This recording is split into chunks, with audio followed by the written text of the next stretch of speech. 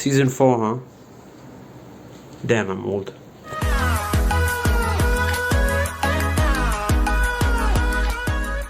The season has been crazy fun to record, honestly, and I'm still trying to fathom because it's been a crazy ride. But of course, we've had a lot of fun recording it, and I don't want to be too repetitive with the disclaimers, pretty much the same like the previous videos. I hope you guys have fun watching it, and also we would like to apologize if we've hurt anyone's sentiments.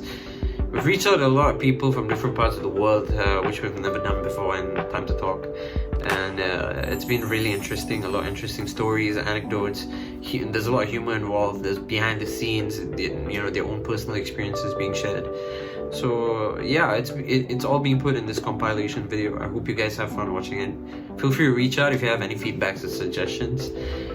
Yeah, that's about it, I guess. I don't know. It's been fun. It's been really fun, honestly.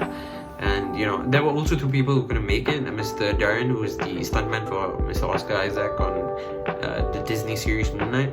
Also Mr. Joe Perlman, who had kind words to share and wished us luck. He was the director for the Harry Potter 20th anniversary reunion. But yeah, Darren was kind enough to also give us a transcript in a sense, so it's being put at the end of the video. So feel free to watch it. We put it in video form so you guys can pause it as well and reread what he said if you want to. Other than that, I just hope you guys have great time, have a lot of fun watching it, and don't forget to reach out if you really want to share or say something about the video. Yeah, I'll see you guys soon. It's pretty much your first Bollywood film, official Bollywood film. So how did that feel coming out of it? Honestly, it felt great. I was not sure. I remember I was a little worried because, I thought, I should be promoting it, or I should be where everybody is and doing all of that. And I remember Sujoy Ghosh, the writer and co-producer, he told me, he said, he calls me Tijori. Doesn't say my first name. So he's just like, Tijori, everybody who has watched the film in the office has only had one question: who is this girl? So I said, okay. So he said, that's a good thing. And he said, I want that to be like a surprise package. So I don't want to push you out there and make it seem like you have this and all of that, but I want people to see it and actually have that impact, which did happen because I got a lot of messages. And honestly, all of the reviews that were there, irrespective of whether they were saying good things or bad things about the film, nobody said anything bad about me. So I was really happy. I was like, that's it. People like me. It's showing. People are enjoying what they're watching, so I felt good about it. Yeah, I feel like most of the reviews are pretty good either way. Yeah. So I mean, that must be really good for the whole team, and Yeah. Everybody is really happy. I mean, I think Abhishek is also very, very happy. He because he got a lot of comparisons. I think it's the original actor who played Bob in Kahani, but then there were also reviews that said, that it's not the same actor, and if you're so attached, then why would you? Then don't watch it. Don't watch it. Yeah. What's this? Yeah. It's a different film. It's a completely different film. So sure. I think, and honestly, everybody was really, really happy. I think the reviews were great. The director was super happy because it was her debut also. So, holy cow! That's a pretty good first product. Yeah. Holy cow! And I think for me, there was one of the scenes that I had done.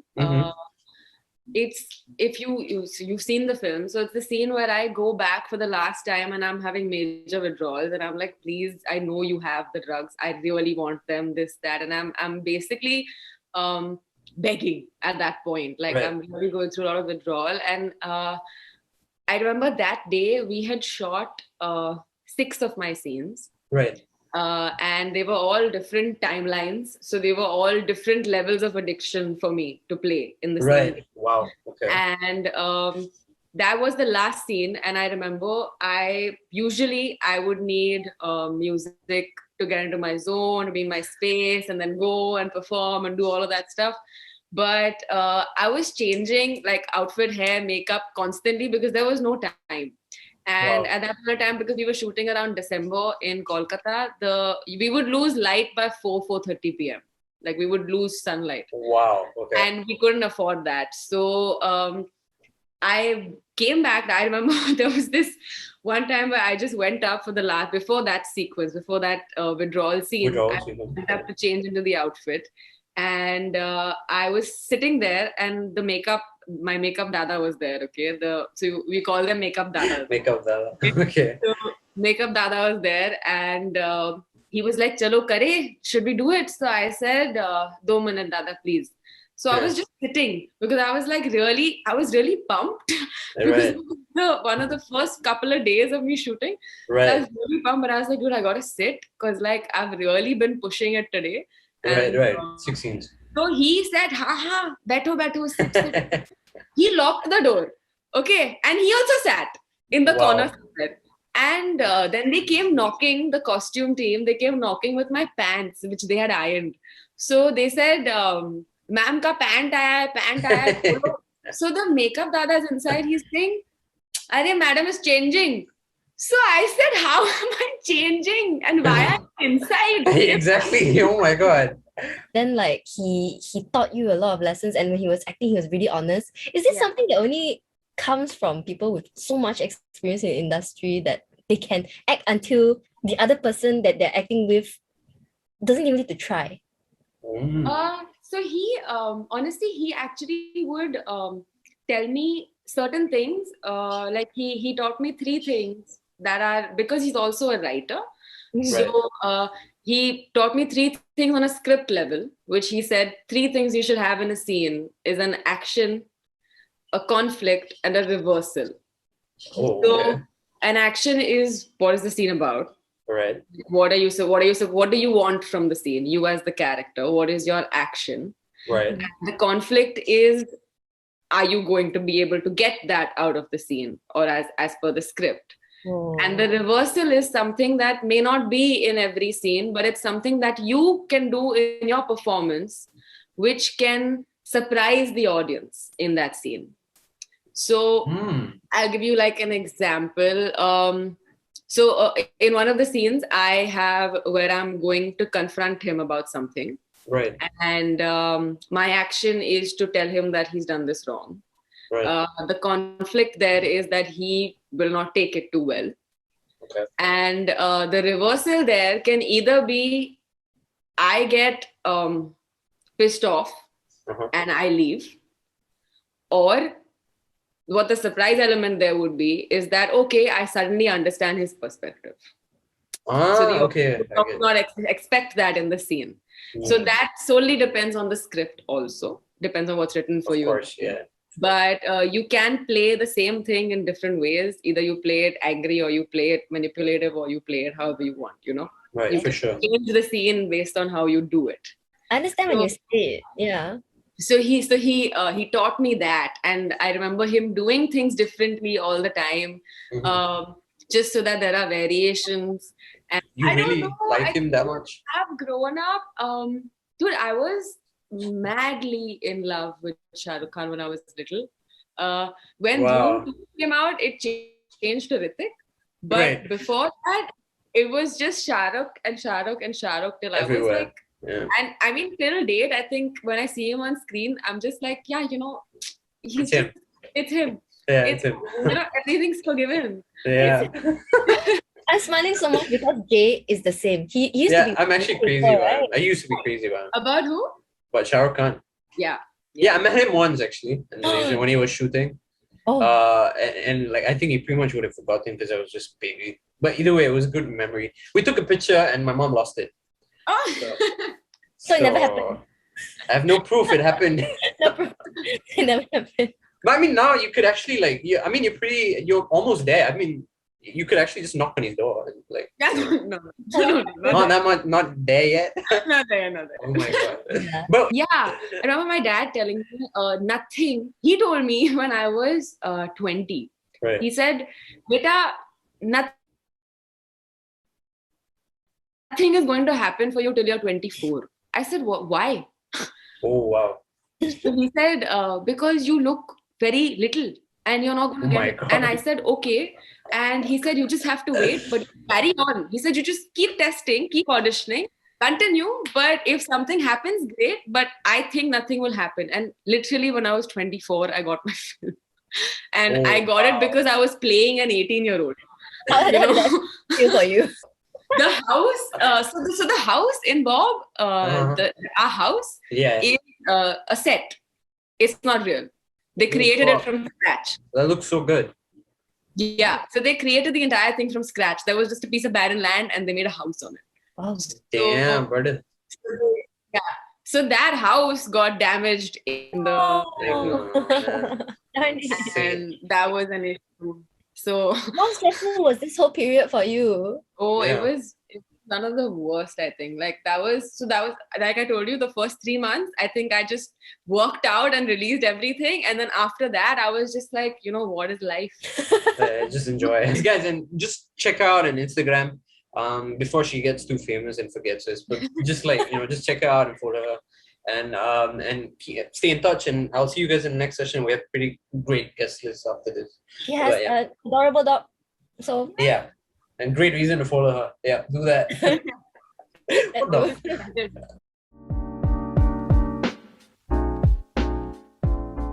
What do you tell yourself when you go on stage, especially on that kind of platform? Wow, actually, in fact, when it comes to BGT, actually, in fact, for BGT, I've always, as we know, like BGT, I've always wanted to just go and perform for Simon Cowell, either on BGT or AGT, right? Sure. I was actually invited to go on the show. I didn't go through any audition or anything. Oh. They just basically wrote to me. It's like, hey, would you like to be on the show? Wow. Yeah, we really like your work, and could you just skip the audition and just come and perform for the judges? I was like, yeah, sure, why not? And I remember the time when they invited me was like, they flew me all the way to UK. I was there only for 3 days.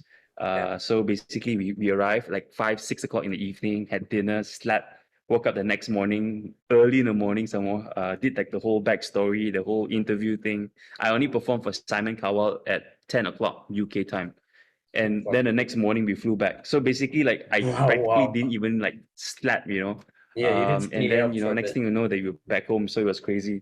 Before all these that happened to me, there's always a setback that happened to me. Because before BGT, before Asia's Got Talent and all that stuff, I have already been traveling around the world, performing magic on cruise ships and corporate events. I did the Fringe festivals in Australia as well. Wow. And then it was actually, in fact, during the Fringe festival, or rather, during my television debut on Australian television on Today Tonight, where I was supposed to predict the winning horses of the Melbourne Cup. Oh, okay. And then so the horse racing kind of thing, right? Yeah. So I was supposed to predict that. I mean, which we did. You can actually find a clip on YouTube as well. On YouTube, right. And really predicting the Melbourne Cup, yeah. So 3 days before that, right, my mother called me and said, hey, you know what? Can you pray? I was like, why? What happened? Like, she basically took a video, right? The house was on fire. Oh, what? So yeah, my house was literally on fire. Like everything was on What fire. the hell? Basically, like 5 o'clock in the morning.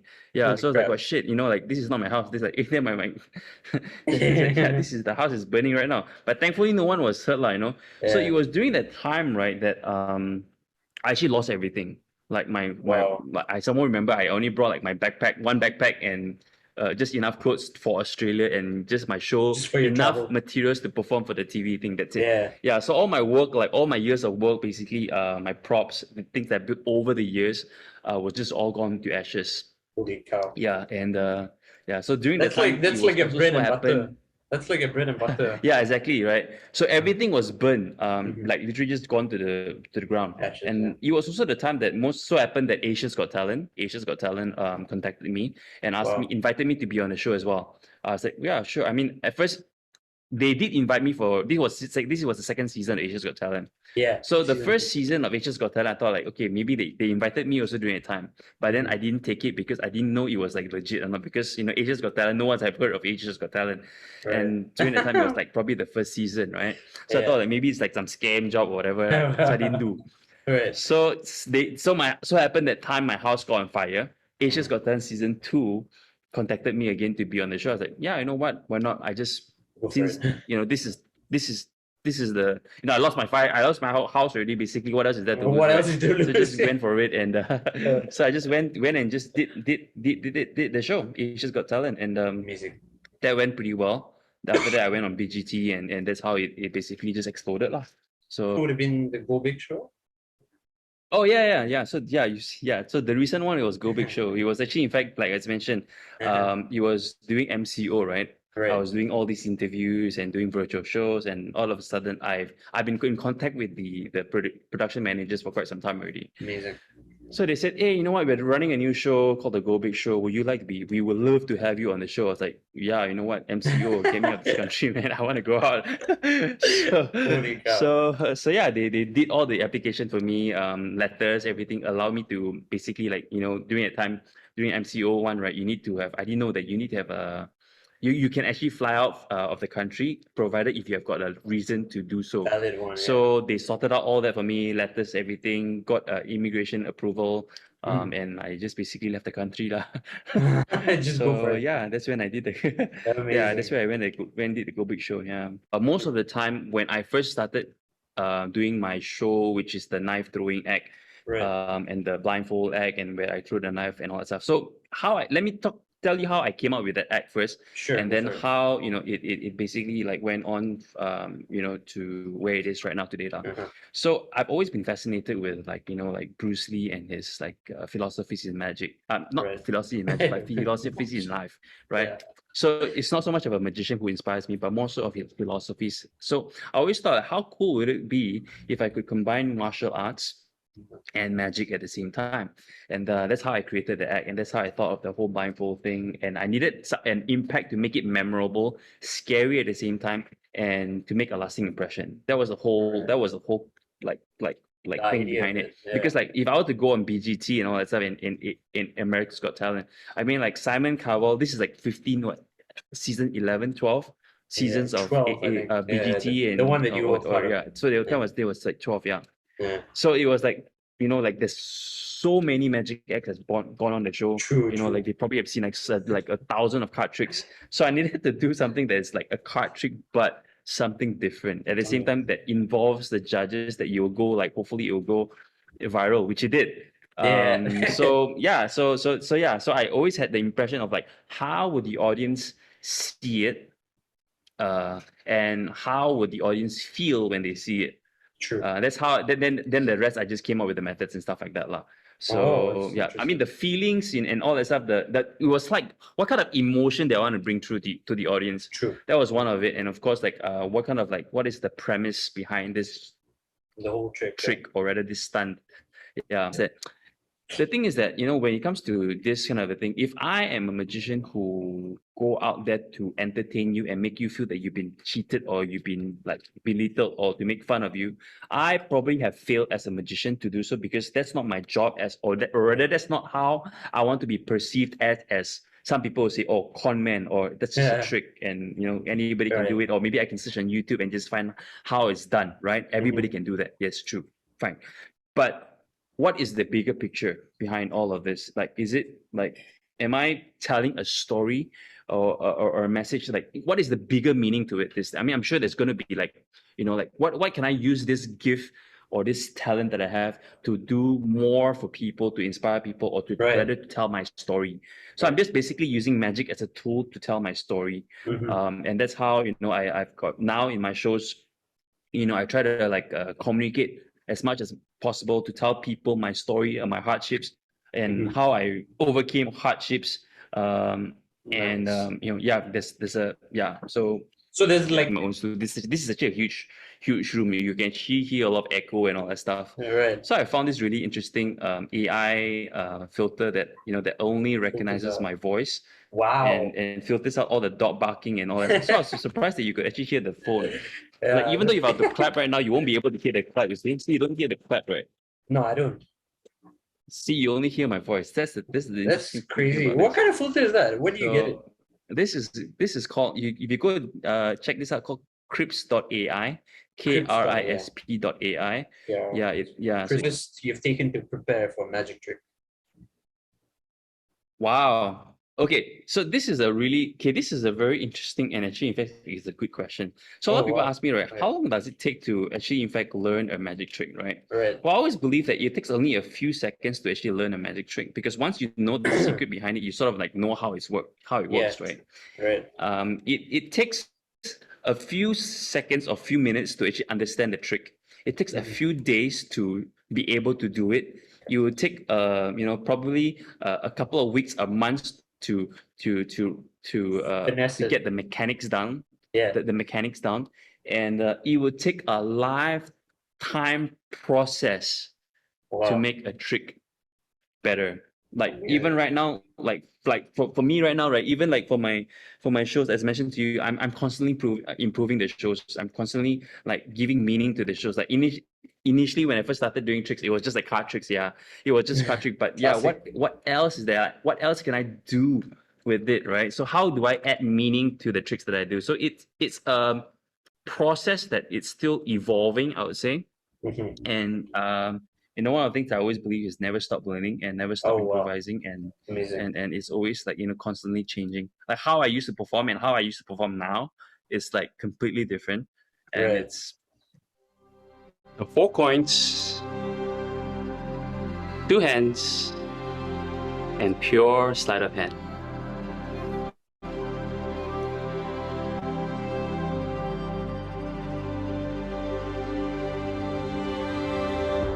Now I'm going to cause these coins to travel one at a time from here to here.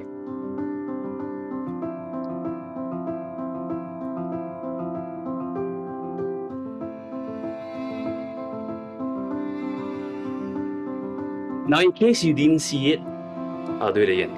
Okay? Now 3 coins, 1 coin.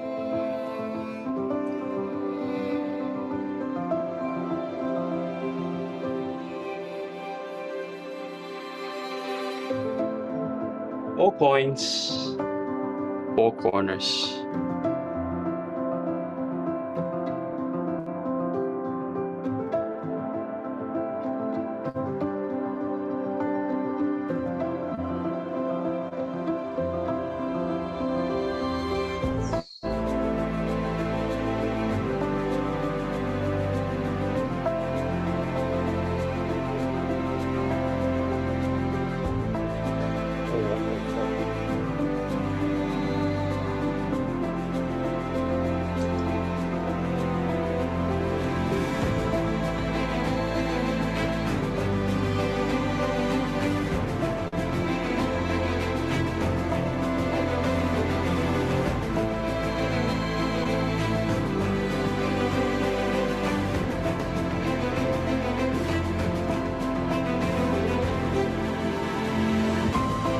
Hey, what the fuck? Holy shit.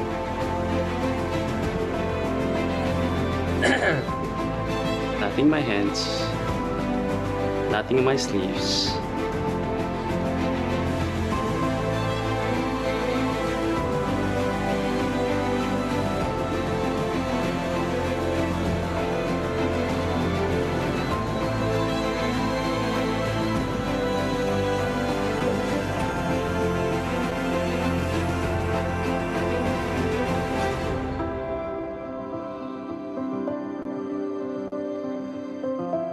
And that was how I came up with that trick. Yeah, it talks about Crazy. limitations. It talks about like having the little things in life and then making it into multiple things and multiple talents and stuff like that. So yeah, Amazing. that was actually inspired by the fire. Crazy. So yeah, limitation forces creativity, and by having less, I discovered how to do more. 2 years. So basically, I took 2 years to develop new materials of how to interact with audiences. At the same time, like basically all the stuff that you see on screen, like touching the screen and, yeah. and all that stuff, and yeah. So so basically, it took 2 years, for me to Mad. keep improvising, improving stuff Wow. that you see on what you see right now. Oh, that's Yeah. nuts. Because like magic itself, like there's always like there's already that limitation of like people are so far away from you, but then True. how do you like draw people out from where they are, right? And that's of course sometimes it's through these interactive bits like music you saw, like some videos you saw early on, to change the flavor a little bit more, because I'm sure everyone have like seen like video, or just like seeing video and seeing someone talk is like quite boring sometimes, right? And then sometimes just a change of different cameras make things a little bit much more interesting as well. Yeah, true. And yeah, so Oh, that's so nuts. yeah, that's and in December itself, I've done 38 shows in 2 weeks. You know, I've done like as many as 7 shows a day. That's Holy. insane. You know, that's a lot. You know, That's a and lot, There dude. was like the 2 weeks I didn't even sleep. You know, basically I just like woke up like 3 a.m., 4 a.m., 5 o'clock, and then rest for 2 hours, then wake up again, do another show. That was crazy, but at the same That's time, mad, you know, it was you know, the hours pays for itself, like, which is great. You know, True. and all of it because it's like I can even do it now with my eyes closed. And even though if I'm go on a event, right? They say, oh yeah, can we get you to do a show but COVID safe, like no audience Okay. up on No stage, restrictions, nobody. yeah. I could basically just do it because I could literally just do it because of the hours spent of what I would say my training ground lah, in Zoom and all that stuff. Yeah. I mean, yeah, there's so many things to have been a part of that project and to, yeah, I mean, where do I start there? It's hard to put words to it, honestly. Because, you know, you have these goals in life as an artist or as a designer or as a creative person to achieve, you know, some sort of high esteem or to get a project like that or to be a part of that. So when you do and you're a part of it, it's hard to put to words. When I was watching the movie, I got really emotional. Like oddly, I got really emotional, which is weird to me, because I wasn't expecting to get so emotional about it, but it was pretty incredible. Yeah. Yeah, I wanted to know like how you got the job first, and what was like the final piece of work that was approved per se. Sure.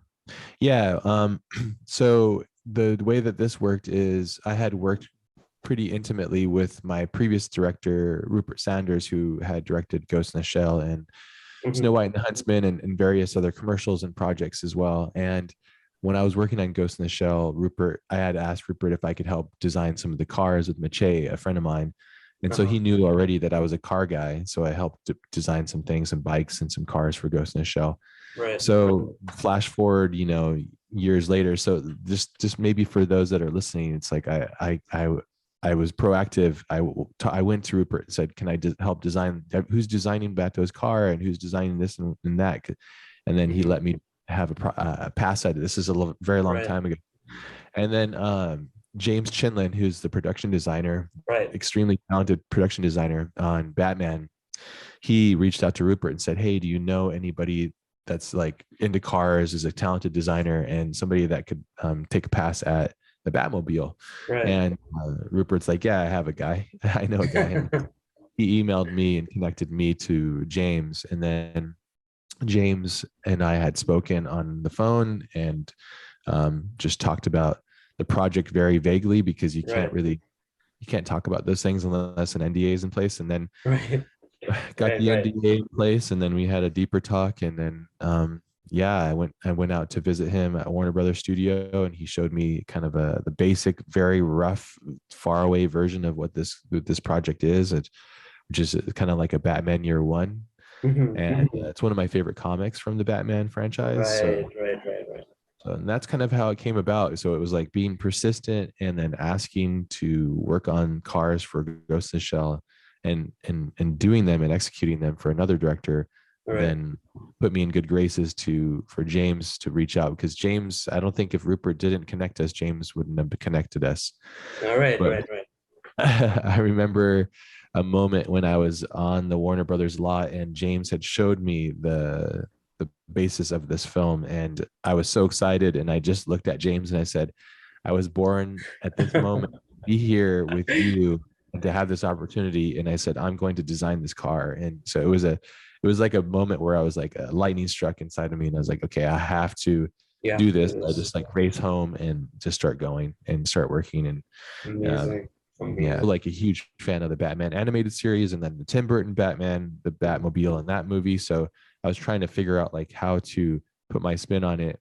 And I think around like, I don't know, I have to check the dates, but like maybe like within about 2 weeks or so, I had done a third submission. And on that third submission, I had a rendering with like a red light shining on basically, I don't know, this is a video podcast, right?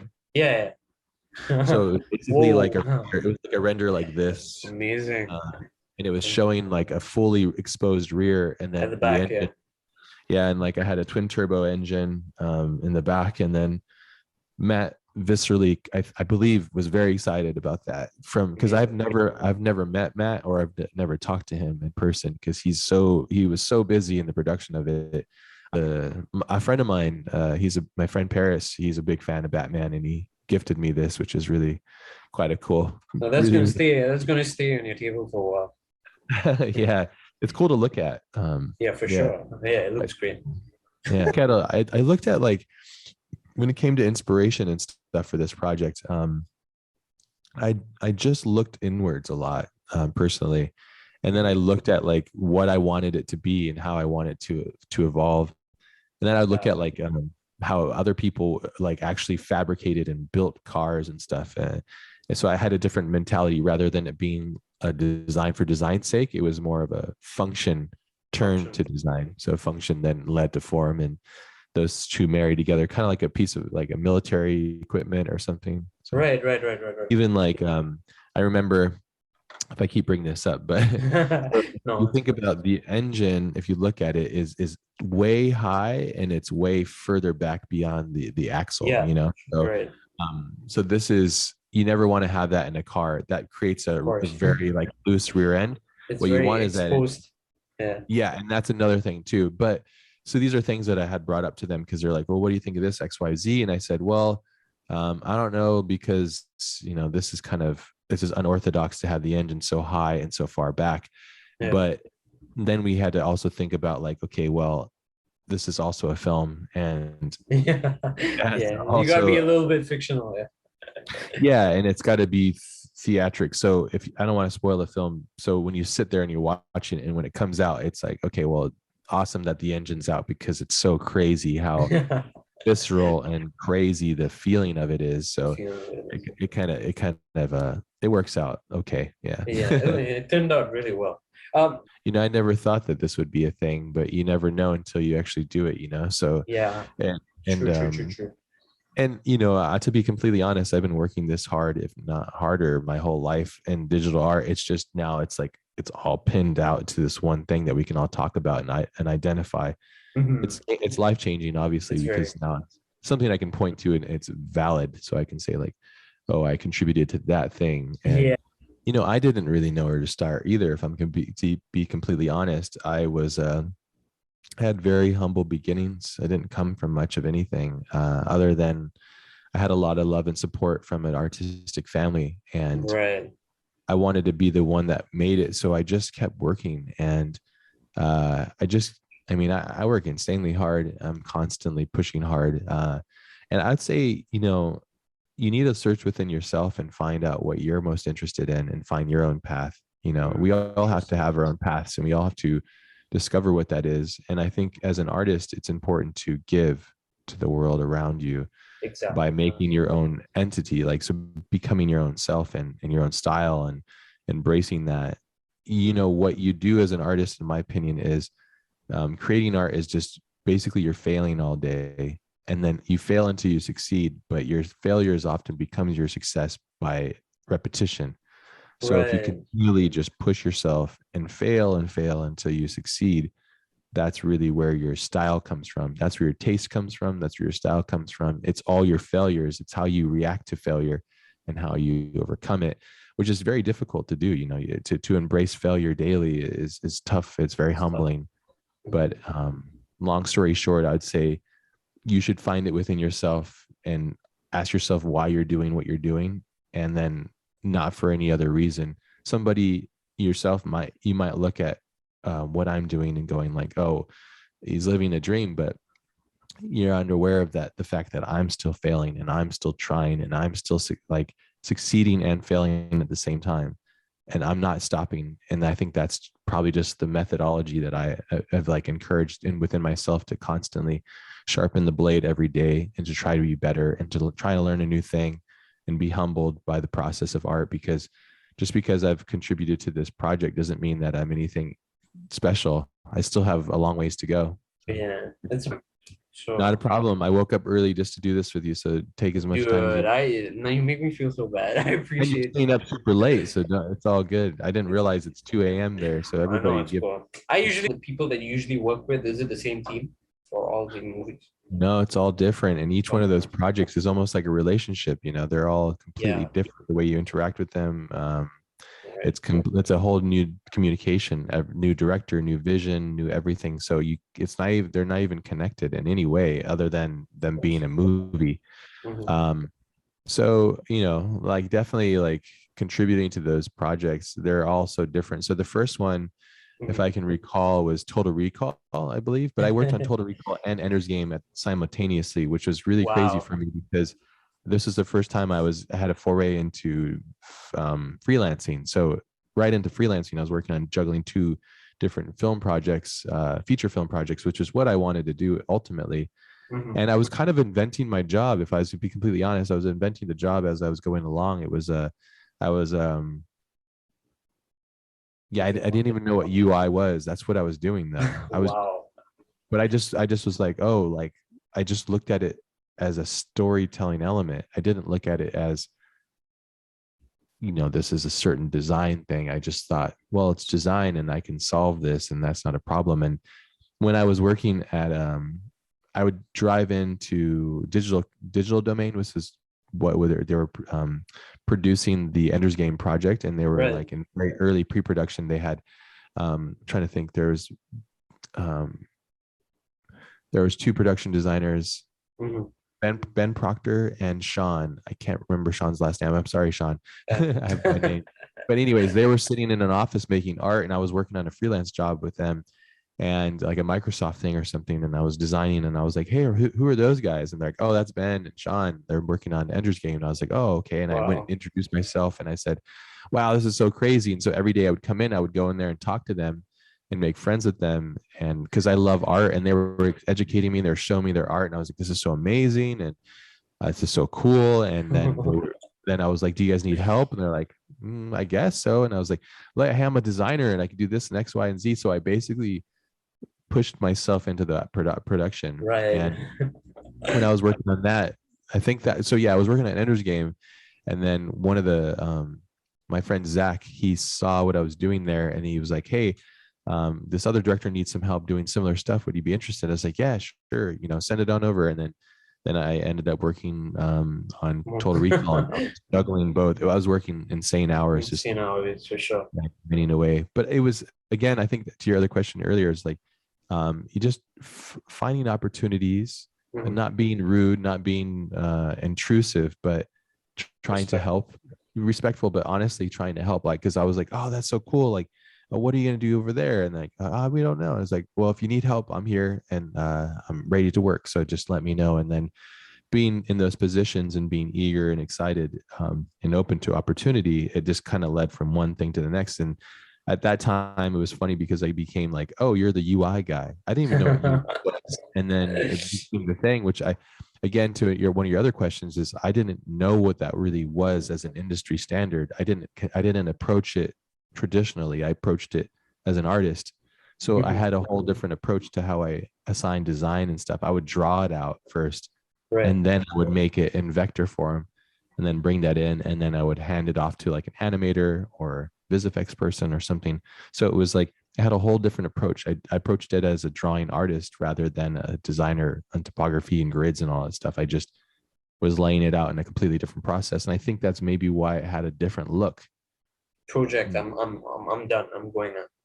Yeah, there's so many talented directors. Let me think. So, I mean, obviously, I would love to work with David Fincher. I think he's got an exceptional eye and a quality sense to himself that's incredible. I'd love to work with Matt Reeves again, and it would be nice to be able to meet him and talk with him in person. This time, yeah. Yeah, maybe now that I've maybe vetted, and if they do a second version, maybe they'll ask me to help. That would be nice. Congratulations on the shout out, though. Yeah, I know he mentioned you. It's really kind of him, considering like the team is so massive, but to have him give me a shout out was very nice. And again, these are all like lottery ticket kind of things. You don't know what's going to happen, but you're blessed if you have some sort of thing. But Denis Villeneuve, probably, I mean, of course, he's on fire. He's an incredible director. Really love his work. Yeah, I would say, you know, I mean, all of these people, for the most part, that are achieving these large films, whether you like them or not, or you connect with their taste or not, they're all accomplished people, and they've worked really hard to get there for the most part. So it's just always a gem, and it's always a blessing to work with really great, talented people, and even like, yeah, there's so many great artists. When it comes to music and everything that you stand for right now? I want to teach people to be happy. Like, I think a lot of us, I don't know, is it like the era that we live in? A lot of people are chasing, a lot of people have end goals, and it always comes back to materialism. It always comes back to money. It always comes back to how much I got and how less do you have, and what achievements I have and what you don't have. And we compare that, and end of the day, we forget, like, it's the same sky we are under, and it's the same blood color, and we turn off the lights, we're all dark. You know, we forget the simple, basic things of life. And I'm happy for anyone who has an end game, which is all money, because that chase will never end. You will chase your first meal, and when you get there, you'll be like, okay, I gotta go to my second meal. Then the second will turn into, okay, I need to do 4 meal now, then 4 will become 8. It's a never-ending chase, right? So I realized that at a very young age, because I lost my dad at the age of, when he was 48, I was like 18. And my dad achieved everything that he wanted by the age of 40. Like, he would retire, like he had the best cars, he had a house fully paid for, all of us were well taken care. So I'm like, that's it. Like, you know, he dies and that's all. But I know he lived a full life. But he kept chasing and chasing and chasing, and he never spent time at home.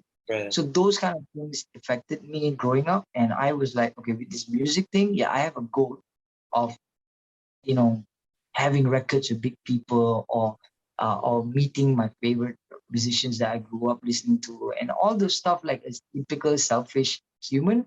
But at the same time, in the last 5 years, I've learned, like, yo, the end game is to be happy and teach other people to be happy with what they got, rather than like comparing it with, yo, you got 2 million streams on say Spotify. Then you're looking at the next guy, or your mentor, or your person that you do music with, your peers, and he has 5 million. You're not celebrating that. You're like, you're not being happy for that. You're like, damn, I need to do better. You know, it became so competitive to a point that we forget the basic value of being a human, like celebrating other people and being happy. So the end game is to be happy. You know. Yeah, that's wild. That's wild.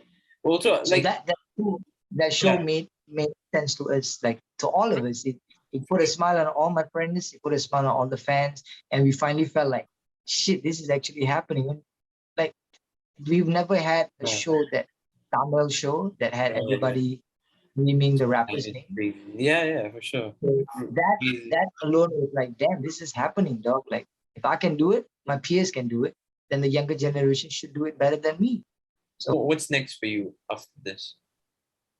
It was not supposed to be an album. It was supposed to be an EP. It was just like 4 tracks and the intro, outro, but we wanted to make it into a 3 episode, because attention span for audiences is so short nowadays. Music is like 2.5 minutes.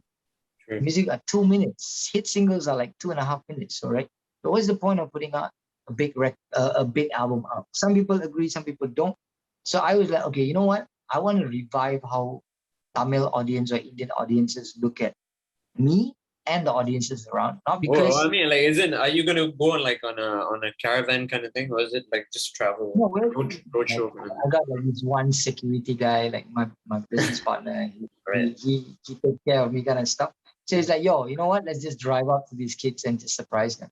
I'm like, yo, we're gonna go in a freaking Beamer and step in front of like some really, really B40 family houses and try to stunt on them. I don't want to do that. Then he's like, okay, fine, we'll go in a Malaysian car. Okay, just make yourself happy. I said, because I don't want to have that whole rapper image and stunt in front of them, because my boys and all of us got nice cars and everything. I don't think that's a rapper outlook that I want to go for. I just wanted to go in like a normal car, like a normal person, just go in front of their house, like, hey, what's up? You know, you ordered the CD, right? Like, there you go. Sign it, give it to them, spend time, say hello to their family, and go like, thank you for being a part of this. That would add more substance to Malaysian, the way people look at Malaysian artists. I don't think anybody goes down to that level, because everybody has this ego. Everybody has like this, oh, I'm a rapper, I'm a star, I wouldn't do that. Now, fuck that, bro. Like, these people, they don't support you. You're not a star. So it's your job to give it back to them. The guy that actually made who I am, in a way, is my best friend and my business partner. His name is Naveen Navigator Kumar. So Right. he's like this dude that has like one of the best catalog in Malaysia among the brown boys. He has like all the hits, but he's so humble about it. And like we started our music journey together. So he recently like did a song for me called Tambi Yaru Raja. So Naveen made me write Tambi Yaru Raja probably 5 to 6 times, again and again and again. Different hook, different verse, different hook, different verse, different hook, different verse. Find your goal, bro. Like, what is your goal? Like, are you making music to make money? Are you making music as a passerby of your 20s or your early 20s and then just go back to whatever you studied? Or do you want to see you becoming one of those people that you look up to in your country? Like, I wanted to be better than the guys that I looked up to in the country, not being competitive. I'm like, if they do 10, I got to do 100. And if I do 100, I want the next generation to 1,000, right? So I've had that mentality from a very young age. At the first, I didn't understand it's supposed to be a business. Then I had my OGs telling me, you got to look at it as a business. How are you going to take care of your family? All that stuff.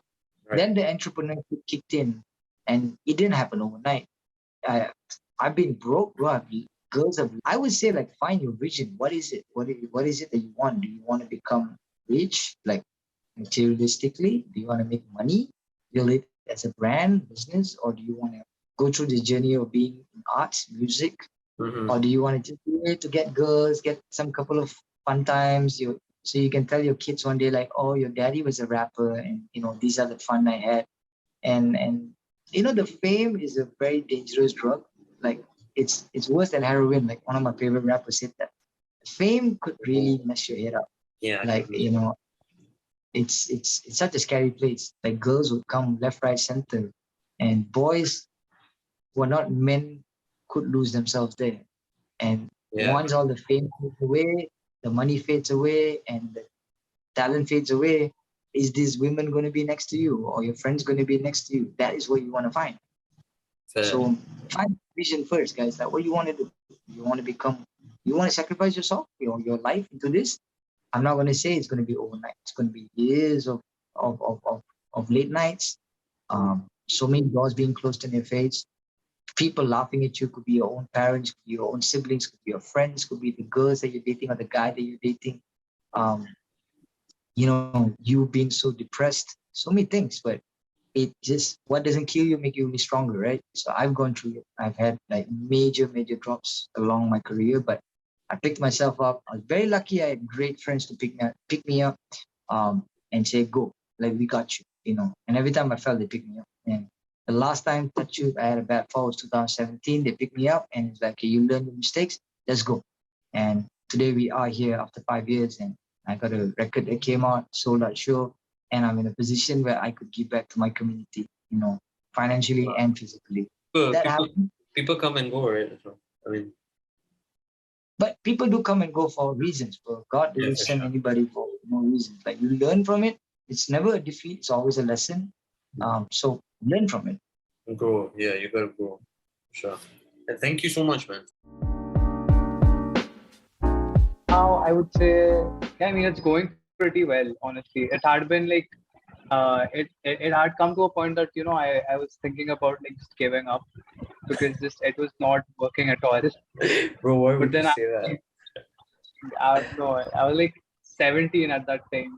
And I was like, if I give up this early, then there's no point. Then like, I actually never wanted to do this in the first place. Then I'm so glad you like the song, by the way. Thanks, man. So that dude is that he's been doing this. He's been singing since he was a 9-year-old. Not even a 9-year-old. He has been singing since he was a kid. Like, his parents put him into singing, and it didn't happen for him for like, I don't know, 16, 17 years. And I mean, if like ZARIYA is like Bollywood or any song in any movie, no one would have known that it's been made by like a 19-year-old, because it was that good. Because it was that good. Like, congratulations on that song, man. Congratulations, bro. Fucking nice. Everything. Great. It was that phase of my it was that phase of my music career at that time. And then me and Sahil, we've known each other since before he was, like a big deal, like he is right now. Right. Like, yeah. So the thing is that, and out of nowhere, this dude just texted me. He was like, "Bro, I've got a song. I think you'll be like a great, you can put it to like how I want it to be. Right. You can make how I want it. You can make the instrumental how I want it to be." So I was like, "Yeah, sure, man." Like, because I have known him since a long time. I was like, "Yeah, just send it to me." Right. And then I heard the snippet. Like I heard he just sent me like a just his vocals, and there Right. was like a piano underneath. That's all that he sent me. Can we? Yeah, man, I think we were in Delhi when we had our big breakthrough with the track. Right.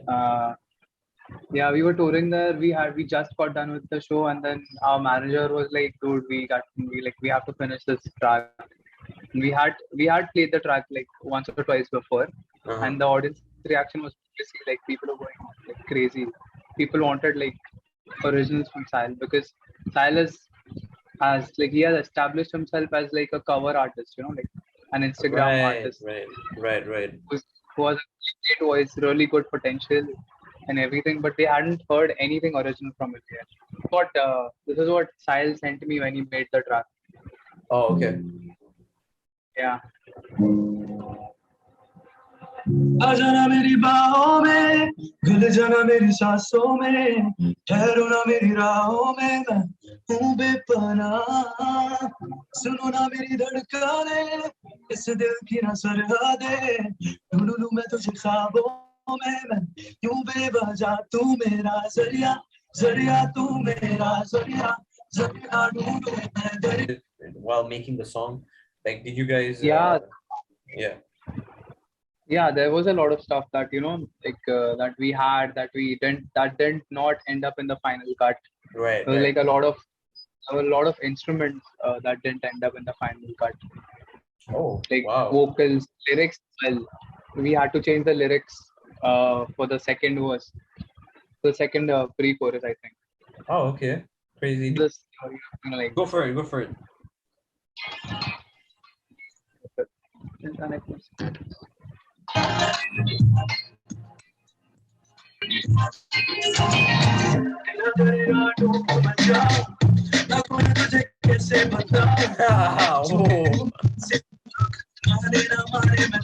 Completely.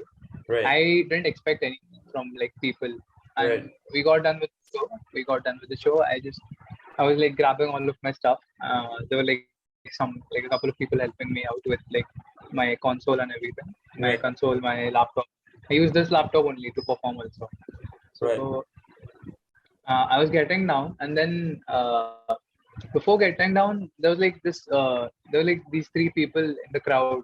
They just came really close to the stage, like right there, just a second, and they were like, I thought they were gonna ask me to like get Sahil photo for for them to get a picture with him or something. All right. And they were like, I took their camera, I took their phone, and I was like, okay, I'll get him.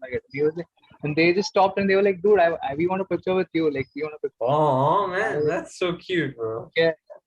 Fuck. Yeah, dude. I mean, I didn't expect that all, to be honest. Like, Oh, shit. there's no, new, right? I was very new for them. Like, for a Silas audience, I was very new. I think that was like a second show together. Ah, shit. That's mad, bro. But that's yeah, like after your first fan pictures. Yeah, that was my like first. So then after like I took a picture from their phone, from their while I also took a picture from mine, so that I can just like keep it as a memory, like, oh yeah, this happened. But the only thing I would say is like, don't ever like miss out on an opportunity just because you seem like it doesn't seem like a big deal, like seem like a big opportunity that would like give you a big break or anything. Right. I would just say that just on your initial stage you just have to like you have to do everything that you can. It's just like with every other job, like it's an internship that you're doing. I think so. Everyone should like take that in, and it doesn't matter. Age doesn't matter. I think he started off very young, which is a crazy good example for a lot of people. have been struggling with COVID as much as anybody else in this world has been in many ways in terms of most people I think have been introduced to introspection a lot more in this period, especially the younger generation, which most often mistakes activity for work. So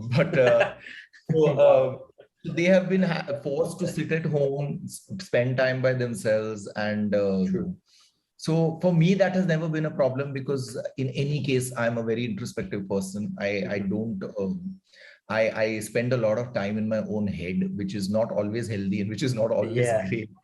But in many ways, I didn't find that in any way uncomfortable during the pandemic, for sure. But yes, there are parts of me that I rediscovered. There were parts of me that I realized I had to shed. There were parts of me that I realized I had to nurture a little more. So yeah, it's been a mixture of many emotions. During the whole this period, pandemic has really made me explore a lot of that. Once in a while, it's okay to sit on a bench and think back. Right, but, for sure. That's not my grain, and that's not something that I particularly enjoy either. Enjoy doing, right? For sure. That's insane. I mean, that's interesting. You put your hand in pretty much every art, like from what you've mentioned, and I think that must be really enticing. But it's because also my writing was mainly explored in a collaborative medium like movies.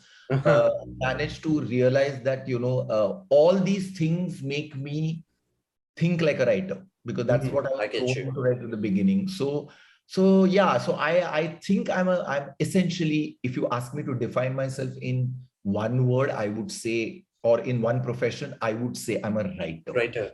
Everything else that is born out of me, even in the other art forms, is essentially because my original thought process has been as a writer. As a writer, I have arrived at something which I then chose to express in various art forms. It's just what I find is that when you decide that you're going to pursue something, there is a part of it which is artistic, which is emotional, which is visceral, which is impulsive, which is adventurous. But along with that, there is also a part which is discipline, which is grit, which is the need to learn something up to a certain standard at least. I think that's the difference. I feel like a lot of people from your age who now are reacting very strongly to my writing and say that, and they keep asking me this question: how did you do so many things? And to be honest, if you ask any of my close friends, I mean, who I'm surrounded by, they all call me lazy. They think I'm very lazy, and I actually don't do anything until there is a gun to my head. So you see, that's the thing. So in spite of my laziness, I have managed to do so many things because there is a need to do things in a certain way in my head. I can't actually two films that I was working side by side. One was Jism and one was Kal Ho Na Ho. So these two movies are very dear to me because that was the beginning of my career, and it sort of set the pace for the next now 3 years. So those two movies I might mention as because they were the beginning. But other than that, I had a great time working on every movie. Otherwise, I wouldn't work on it. With two successful ventures of ours, now I'm putting together a few films and a few series and stuff that I want to do in terms of being someone who's at the helm of it as a producer and not as a creator. I'm I'm actually really frustrated at how low-key you are, because your talent is amazing, and you're just honestly, that's because I genuinely feel that, like I said, interviews for me very often are spaces where I only choose to do them when I feel I want to look back and introspect. But other than that, but I mean, also, who do you think is your biggest critique? Is it yourself? Me, yes. Right, for sure. In fact, I'm my critic to an extent that it debilitates me. Like I feel by my own criticism, and then there are things that I've given up halfway through because I just felt that it's not good enough, and then picked it up after 4 years, and then felt that, oh, this is not bad. Why was I so critical at that time? Right. And then continued it. So that's a process. I am my biggest critic, and I'm trying very hard with age, time, and wisdom to sort of soften it a little bit for my own self. Space writing lyrics. That's a very interesting story because at one point I was writing the movie Jism.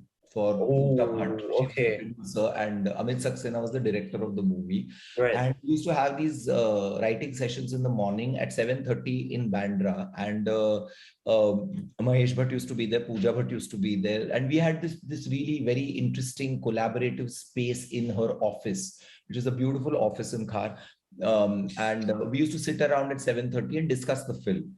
Now, the thing was that at that time I didn't have a car, so I used to travel by local train. Friend Amit Saxena, who's directed the movie, he used to pick me up at Bandra station because he lived in car. So he used to pick me up at Bandra station and we used to travel together. So while traveling with him in the car, he used to play music, those tapes which used to play. The old ones. He played me a tape of Jafar Khan Badoni and Party, who used to sing in those days Qawwali.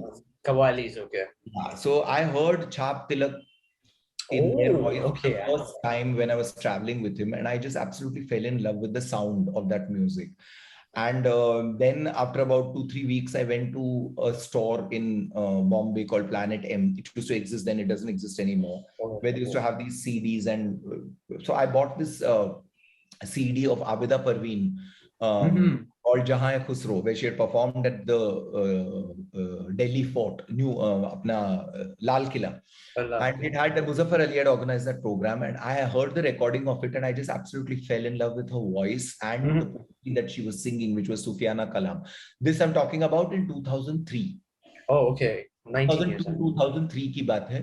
And I fell in love with it, and for some reason I just decided I have to learn this music. I have to be able to sing this, because it's a perfect amalgamation of beautiful poetry, a great composition, and lovely voice. So I said something that I need to learn, and then that's when my journey started. I started looking for teachers to teach me Qawwali. Jism, and we were working on Pap. I was working on Pap as well. And Pap was the first time Rahat Fateh Ali Khan had come to India to sing. Sitting with us on that terrace, and we used to spend a lot of evenings chatting and drinking and whatever. And so I asked him, and I said, listen, Rahat, mujhe Qawwali seekhni hai, what do I do? And he basically said that Qawwali सीखने के लिए सब लोगों को classical सीखना पड़ता है. अब 2 साल क्लासिकल सीखो, फिर पाकिस्तान आ जाना, मैं 6 महीने में सिखा दूंगा आपको Qawwali. This is what he had said, because he was being indulgent. And then I started looking for a teacher to teach me classical music, and that's how I started learning classical. And then I got seeped into it, and then one thing led to the other, and pretty recent. No grief, no joy. No laughter, no cry, no work, no sleep, like a still butterfly wing, like a dead autumn leaf.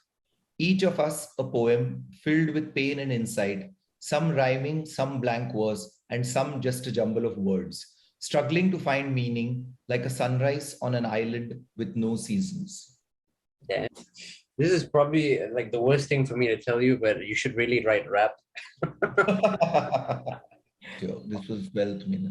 ख्वाब है सिरहाने पलकों पे फितूर है, ख्वाब है सिरहाने पलकों पे फितूर है, नींद तक का रास्ता फिर क्यों इतना दूर है, फासलों का वहम है या इल्म का गुरूर है, घर मेरा मुझी में है फिर भी इतना दूर है.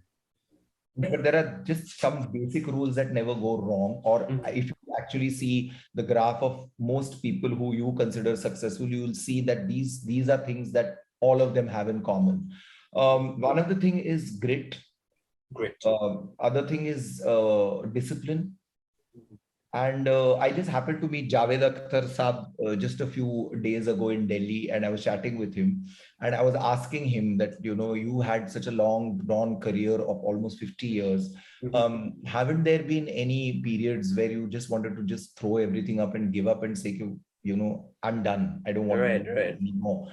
And he gave me he said something which was really interesting and which has stayed with me since then is, he said, ऐसा नहीं है कि मुझसे बेहतर राइटर थे नहीं, ऐसा नहीं है कि अच्छे लिखने वाले थे नहीं, पर कभी-कभी बेशर्म होना पड़ता है.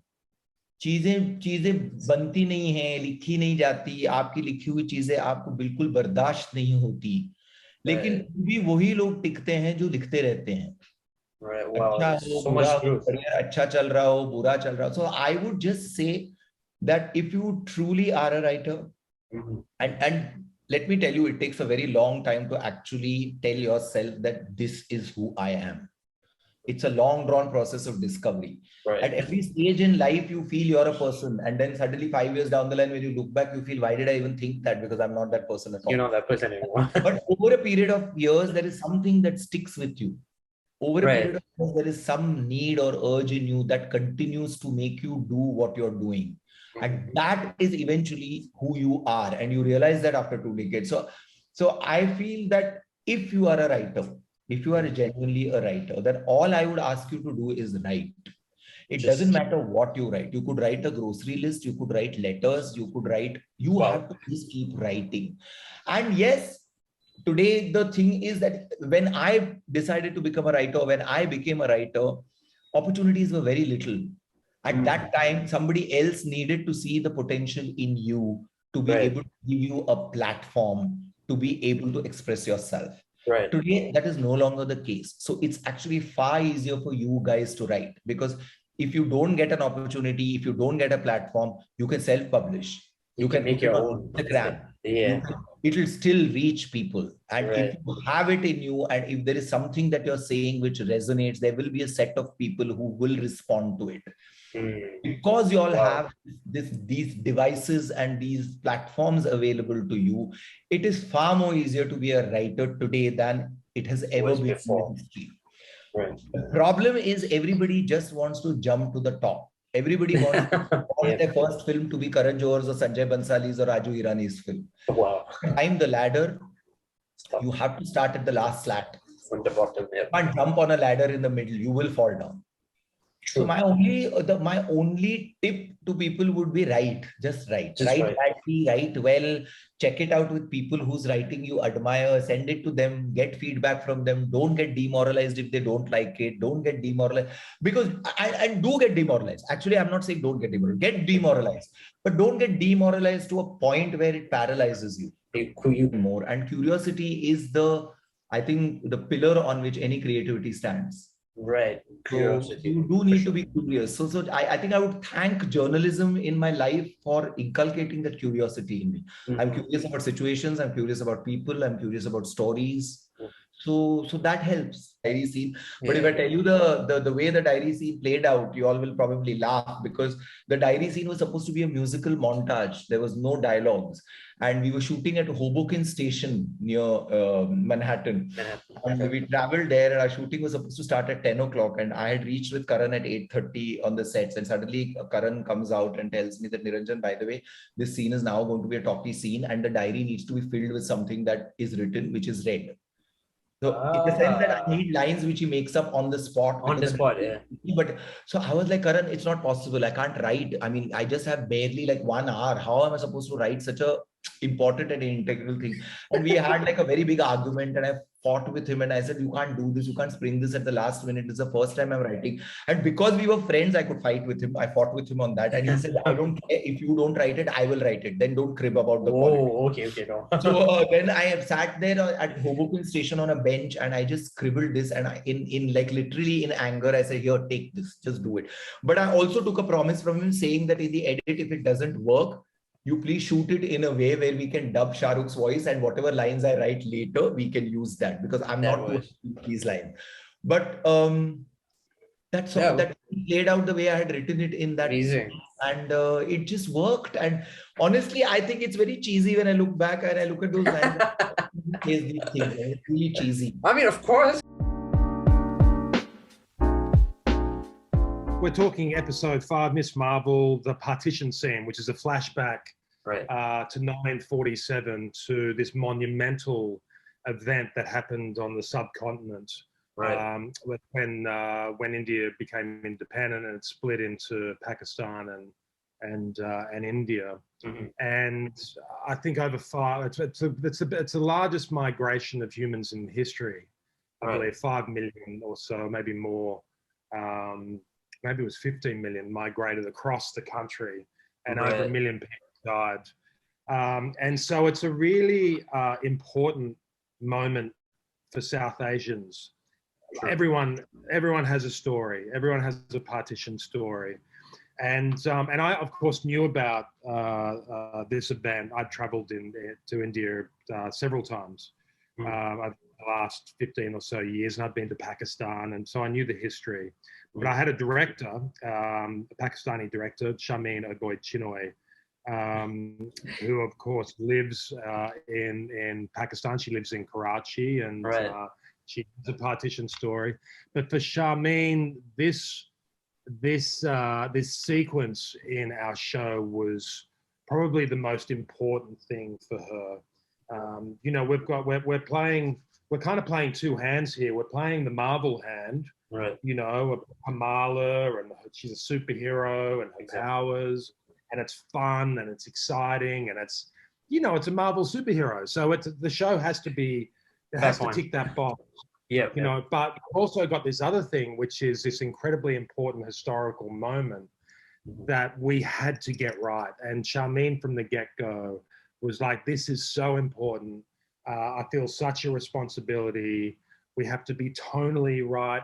We've got to do the Marvel thing, but this particular sequence, it's really got to be right tonally.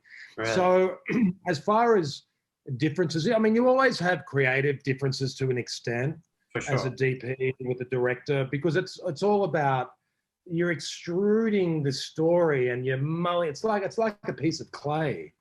Right, and sometimes you're pushing against each other, and sometimes you're pushing against each other, but you're trying to make something that's true to the story. And Shameen and I, we had creative differences occasionally, but they were always really positive creative differences. It was us challenging one another, us trying to get the best out of each other, and also the best for the story. But I think for this sequence, we were in lockstep on this, because I knew from the get-go that this was a really important moment, and she knew much more about this moment in history than I did, and she knew tonally. You know, she's a Pakistani. She's in touch with her heritage and her roots. And I had to really lean into that, and I completely trusted her. And so she drove the tonality of that sequence. I, of course, brought things to the table as far as the way it should be photographed, you know, the color of lights, the way night should feel during that sequence. You know, camera movement was something we both talked about. We really tried to lean into Shameen's documentary experience. And of course, as you know, Jay, but maybe not a lot of your listeners know, Shameen has won 2 Academy Awards and 7 Emmys for her documentary work. And so we kind of wanted to lean into that experience of her, that particular kind of filmmaking style that she may have. So I would say for this sequence, not a lot of creative differences, but a lot of passion and thought, and just a lot of constructive inputs. Yeah, for sure. Amazing. You shot it really well. You know, it was very intricate but beautifully shot as well. You know, in the episode, you know, you mentioned COVID, so I'm actually just wondering, when did you actually shoot both those episodes? Like 2021. Okay, so let's go back. So COVID, really, the film industry shut down because of COVID in March of 2020. It was actually Friday the 13th. I was shooting the Los Angeles, and we were shut down, and a lot of productions across the world, major productions, shut down on that day. So that was March, and then they didn't start up again until August. We started The Old Man again in October. And so that's 2020, and that's where COVID really hit the world. But we went to Thailand in January of 21. All right. We were there from January through to May. That's great. But like, you know, I watched the episodes, and they're pretty much, you know, it made me think, were there like any scenes you thought you could have done differently after the final product came out? Jay, every single scene you think you can do differently. Once you've done it. I've worked with Jim Cameron a few times, and Jim used to say, it's only until you've shot the entire film that you've worked out how to shoot it. So he always say you shoot the film and then you go back and you start it again, you know, and that's always the case. You know, on a TV series or on a movie, you spend a lot of time planning the show, a lot of what we call pre-production, and you have meetings, you do location scouts, and you look at references, and you talk about shots and how you're going to do them, and then principal photography starts, and that's where the rubber hits the road. That's where the diamonds are made, because you're under enormous pressure there, enormous time pressure and financial pressure, and you've got to go fast, and you've got to shoot good quality pictures and a good story, hopefully. And so while you have worked out a lot of how you're going to do things and what you're going to do, really it's not until you've done them that you kind of go, wow, I really screwed that up, or actually that was done better. And so always at the end of the show, you know, as an artist, you're somewhat tortured by what you have just done. And you wish you could have that time again to make it better. To make it better, yeah. Right. That's certainly in me. That's the perfectionist in me. Right. Yeah. But I mean, when I look at Miss Marvel, I'm really proud of those two eps. You know, I think what Charmaine and I did. Hopefully, the audience enjoyed it, and hopefully it took the audience. You know, they're on this journey of Kamala. In Jersey City, and hopefully we took them for a detour and a bit of a roller coaster ride, and introduced a lot of people to Pakistan and India, and most importantly, hopefully we brought a lot of a new audience to Marvel, you know, and also for people who live in South Asia, people of Pakistani and Indian heritage. Hopefully they saw that and recognized so much of themselves in that episode. I think that's the most important thing for us. For you, yeah. I'm really curious to know, like, how were the cast members like? Were they easy to work with? Yeah, the cast, you know, from Oman right across the board, the cast were a dream come true. You know, they were super easy, because, you know, filmmaking is not always the easiest things, and sometimes cast can really affect the tone on a show. For real. You know, occasionally you might work with a prima donna or someone that's really difficult, or you know, who thinks that they're bigger than the show that you're making, or whatnot. But this cast across the board were really fabulous. They were very cooperative. Very cooperative. I'm sorry. Very cooperative. Oh, very cooperative. Really up for anything, and amazing, and really cool, and totally believed in the show that they were making, and very supportive of Charmaine, as she was. So I loved them. Loved each and every one of them. Super. Shooting it, or were there like props on set to help you like coordinate the whole movement and all that sort? Yeah, okay, so when it comes to Kamala's powers, we of course, before we get to set, we've got to know what those powers are, obviously, right? And we've got to know how we want to render them photographically, and what effect that they have, and, you know, so for Kamala, it's a telekinetic power that she has, and she emanates light and this kind of crystalline kind of form that then, you know, can have effect on other things. Right. So and so there's a lot of discussion in pre-production about what those powers are and what they look like.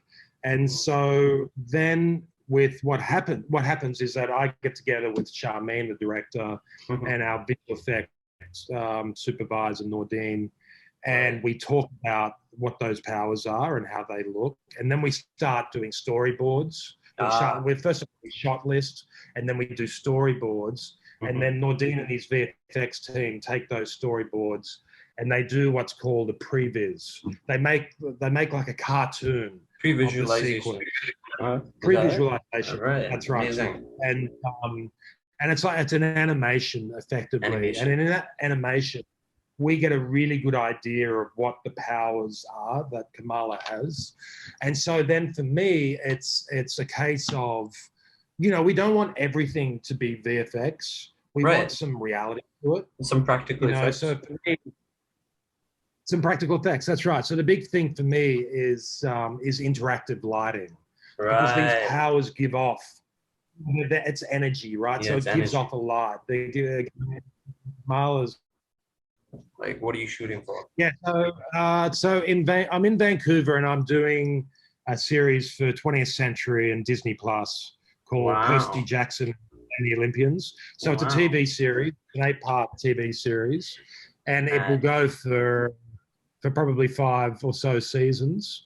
And I'm working here with Dan Schatz and John Steinberg, and they're the 2 showrunners that I've done a lot of shows for. So originally, I started working with them back in 2013 in South Africa on Black Sails. Black Sails, okay. And that was our first series together. And then I did C, the Jason Momoa series, the Apple series, which was a lot of fun. I did this, we did the first season together.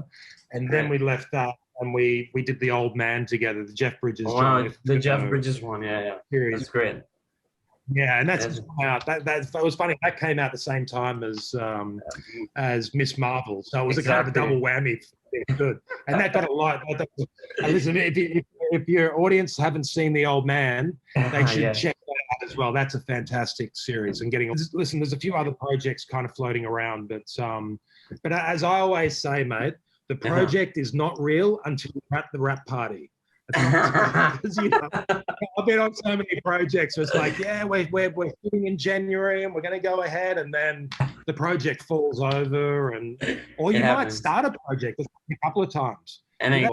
So yeah, as I say, it's not real until you're at the rap. Until the rap party happens. Amazing. I mean, that should be a philosophy we practice here. I think I'll keep that in mind. Yeah, it's pretty good.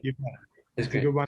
But listen, as a cinematographer too, you're one of the few on set that you're constantly on, that you don't get a break, because what happens, right, is that you come onto set and and the actors come on, and you do what we call a blocking of the scene. You work with the actors and the director about how you're going to shoot the scene, and then the actors go away to do makeup, and the director probably sits down and goes over the script. But I'm on the set and I've got to light the set and I've got to set up the cameras and all that. That's the most time-consuming part of filmmaking. For sure. Yeah. It really is lighting the set, right? And setting up the camera.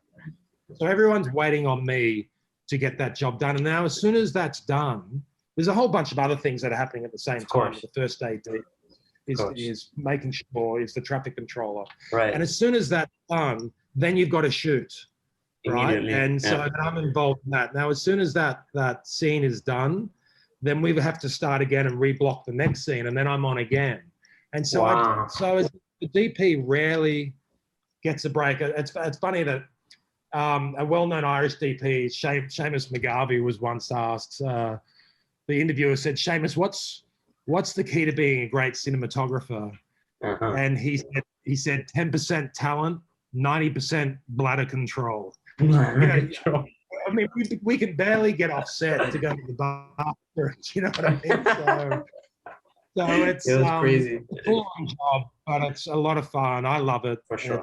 It's a great challenge. And for the reference you made on Top Gun, I feel like you should be shooting it next. Top Gun 3. Yeah, Top Gun 3. Jules. Anyone? Listen, I really want to work with Charmaine. Again? I loved working with her. I'd love to work with Russell Crowe. Russell Crowe. I shot a movie with him at the beginning of the year that he directed. And I loved working with Russell. He's super experienced. He's a really genuine, generous guy, and he's a really good filmmaker. Good filmmaker. And I thought he was an excellent director. And he and I got on like a house on fire. So, so I would love to work with Russell again in the future. Whether he be an actor, I mean, he was acting in that film as well as directing. And of course, you know, when he's acting and you're looking down the viewfinder, like he has a screen presence like no one else. I was just about to. This is cool. You write a script, bro. Yeah, then you can direct. I'll shoot it for you. That's mad. And some ideas, some inspiration. What kind of advice would you give them? Well, the bit of advice I always give, and it's kind of for budding young cinematographers, right? Is follow your dreams, listen to your gut, and trust your eye. So it's really it's like there are three things. The first thing is do, as a filmmaker, if you're really passionate about it, then just do it. Don't have excuses. Like, do it. I mean, listen, before I got into filmmaking, I went through law school and I worked in the financial markets. And there was one day I just went, you know what? I want to follow my dreams. And I threw that career in. And it was a pretty good career that I had. And I went, I don't want to do that. It's not what turns me on. I want to be a filmmaker. Right. So the thing is that you got to follow your dreams. You got to do what you love doing. What you love doing. As a filmmaker, just do it, and put everything into it until you get to where you want to get to. Of course. And then there are two other things. Is that we as human beings, by the time you want to be a filmmaker, you got a lot of life under your belt. You got at least probably 18 years of life, right? And in that time, you've done a lot of things. You've had a lot of experiences, and you got this thing called your gut instinct, right? Yep. And we all have it. For sure. And the thing is, as a filmmaker, you got to learn to trust your gut, and it happens to me every day that I'm on a film set, where I'm on a film set and I'm going, should I cut that light or should I do that? And there's something in my stomach that's going, that's the right decision. And if you overthink it, often you'll think yourself out of it. Right. And what I've learned is that when I get that feeling inside to do something, and more often than not, it's something creative on set, then just do it. Just do it. Because 9 times out of 10, I'm going to be right. And that's not from intellectual, that's from feeling it, deep inside your gut. Yeah. Practice your craft. You got to practice your craft with anything. Malcolm Gladwell talks about this thing of everyone becomes an expert at something when they've got 10,000 hours. Oh yeah, I've heard that. Yeah, that thing of whether you're an engineer or you're a baseball pitcher or you're a photographer or you're a bricklayer. Once you've been doing it for 10,000 hours, then you're an expert at that. You're an expert, and you don't have to do it professionally. Certainly not shooting. Like everyone's got access now to a camera. That we've got it on our phones, right? True.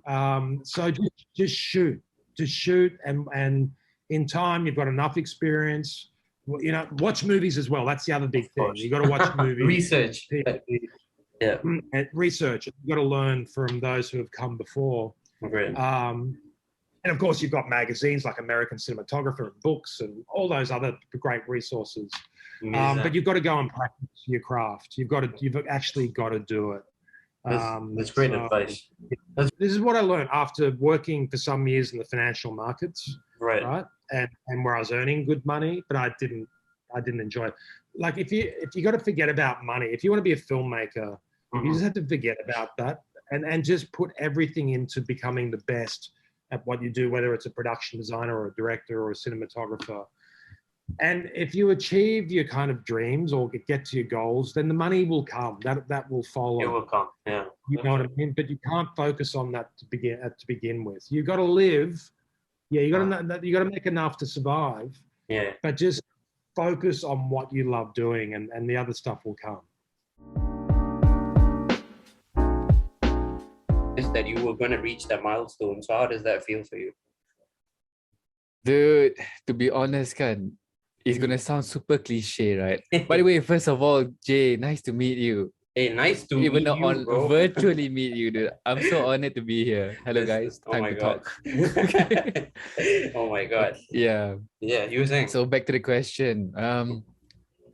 I never had a numerical goal, so I just wanted to eat places which I enjoyed and just shared it with everyone, especially during pandemic. That's it, because I want people to feel like we're together. That's why I do the Jom Makan thing. Jom Makan. That's why, you know? Yeah. Right. Amazing, bro. But also, like, I mean, like, I think you pretty much realized by now that, you know, one of the things that stand out in your videos is your voice.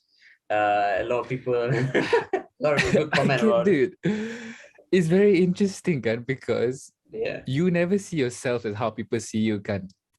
Exactly. So it was funny that people point out like, hey, El, your voice is macam DJ, bro. How do you do that voice? I was like, how do I explain? How do I do my own voice? I don't know, man. Natural, yeah. Natural. Dude, have you tried that place, tak? I haven't tried that place actually. I betul-betul haven't.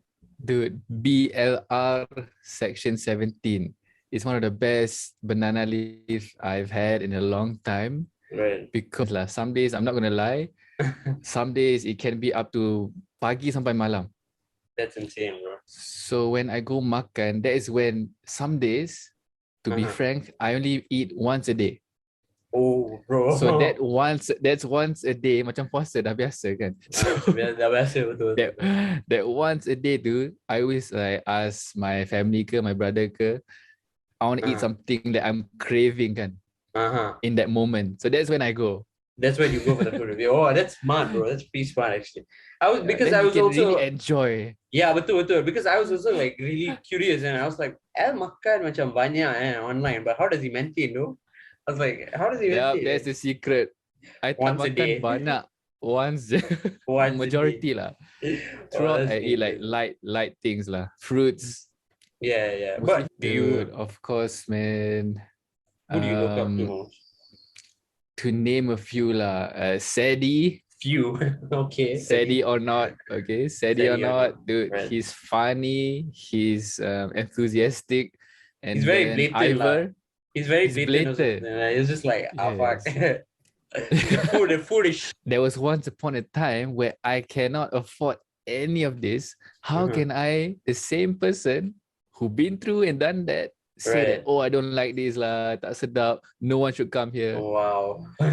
So I'm super grateful, dude. I'm super grateful, dude. That's nice, bro. So- That's really nice to hear. So if I were to dislike, for example, something, I would word it as, I prefer this than this. Because it's fair, right? Everyone has a different Preference. subjective taste. Yeah, preference for sure. Yeah, I have my brother and my girlfriend. Oh, that's it. Just two of them usually. And they are free labor. Oh my god, dude. So there was a saying, right? My grandmother, who has passed away, may Allah bless her, but she used to tell me, right? Whatever you want to do, don't even look far. Just take the first step. Okay. Because do you agree, right, Jay? When you Yeah. were starting this podcast, kan, the only thing that was fighting against you was your thoughts, betul tak? For sure. Exactly. So my advice to anyone also watching this, kan, just take the first step and just see how it goes. So what? Amazing. So what, betul. I mean, so what if it doesn't work your way? Right? Yeah. Yeah, at It's least you did it. Yeah, at least you can come back to it later. Yeah. And all the haters are just, comments anyways at the end of the day. Betul. You know the feeling Especially that this period, I'm sure you pernah rasa like, this guy fake lah. You can feel it in your gut, Yeah, it's as an audience. So there's really no other option than being yourself.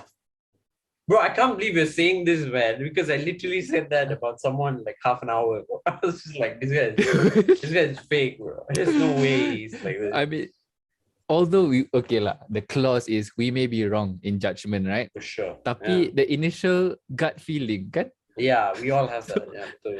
Like, you gotta be honest, kan? Some people is like, you turn off terus, kan? Like, I can't stand this guy. It's just preference again, right? Exactly your kind of COVID situation. Like, what's happening on your side with COVID and all? Okay, when COVID first hit Malaysia, kan, it was in March 2020, betul ke? Betul. Yeah. March 2020 first lockdown.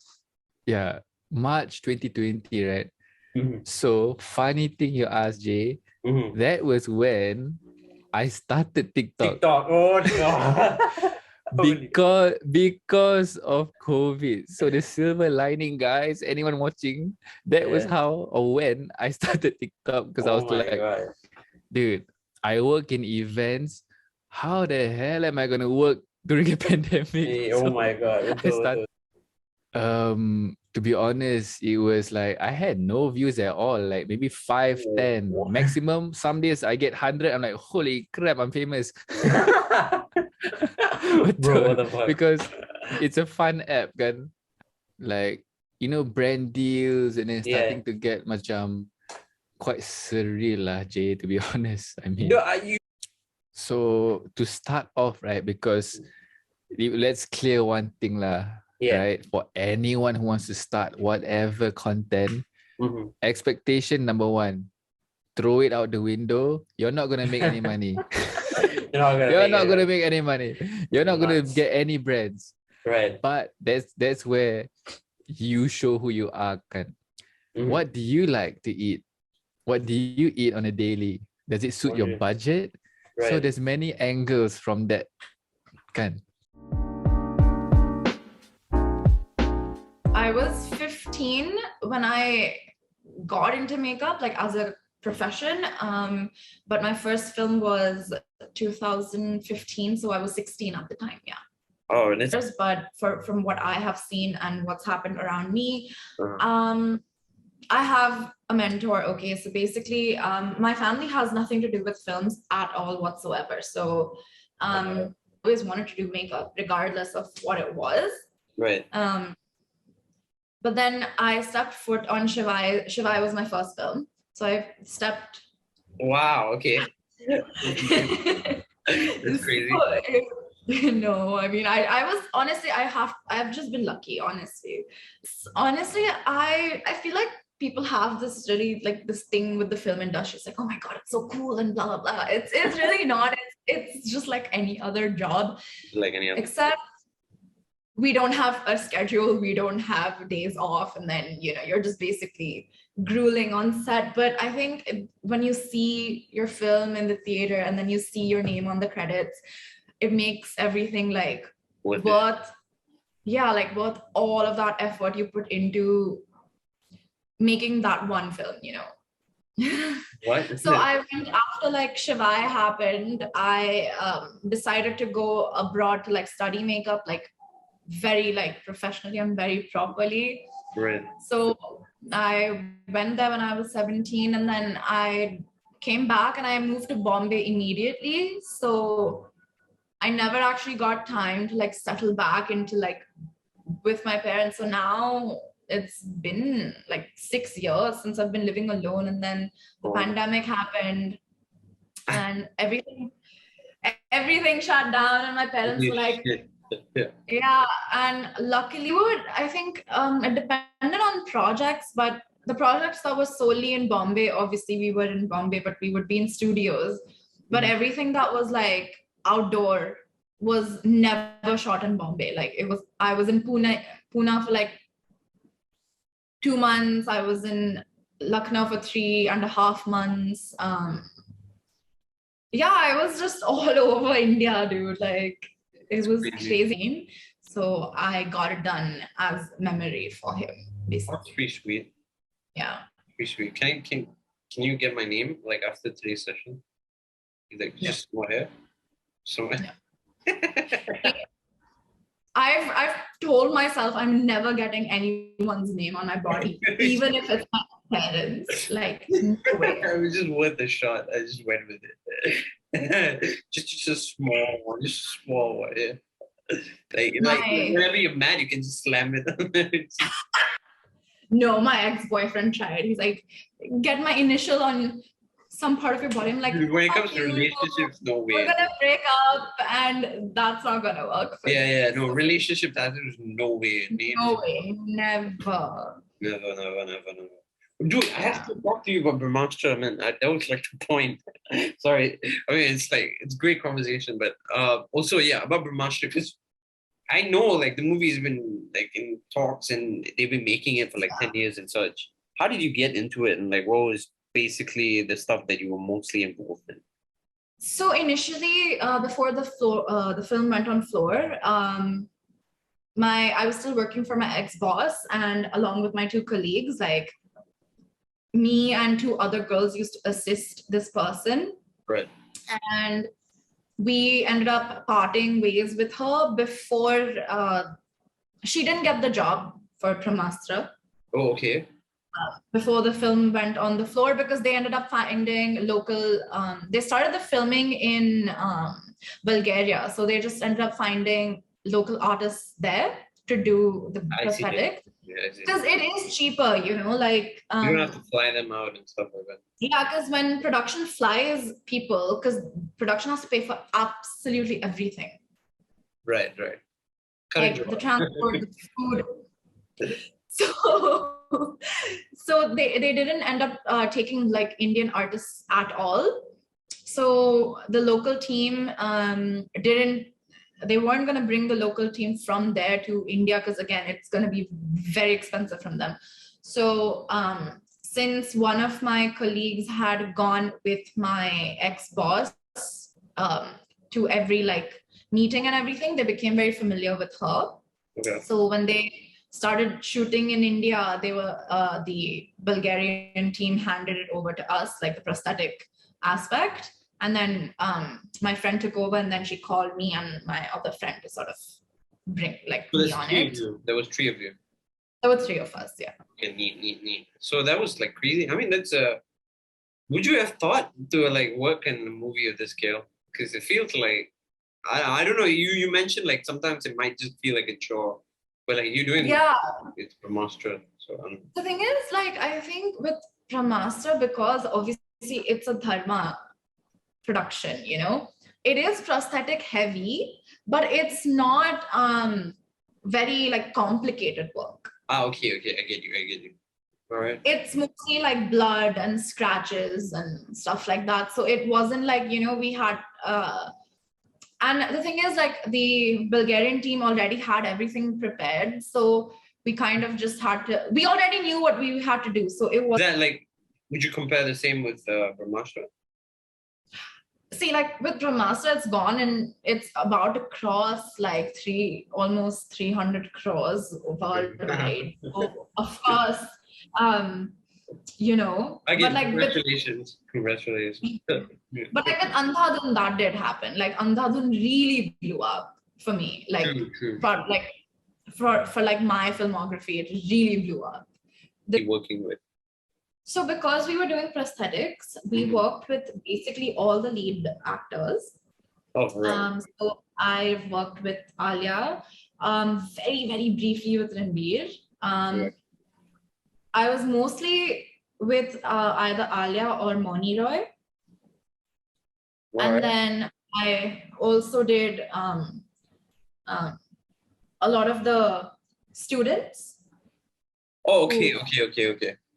Yeah, so like from whatever I did, like see when I was on set, like Aryan has always been very, very passionate about like this film and to tell this story. I mean, at least that's the impression I got. And obviously for someone to be planning a film 2 years prior to it going on floor and then shooting for almost 4 or 5 years. Wow. Sorry, shooting for like 4 years and then editing it again for like another 2 years. That's a long time. Great advice. Yeah, I mean, it all just comes down to practice. My teacher basically used to say that if you've only perfected a face if you've done it 100 times.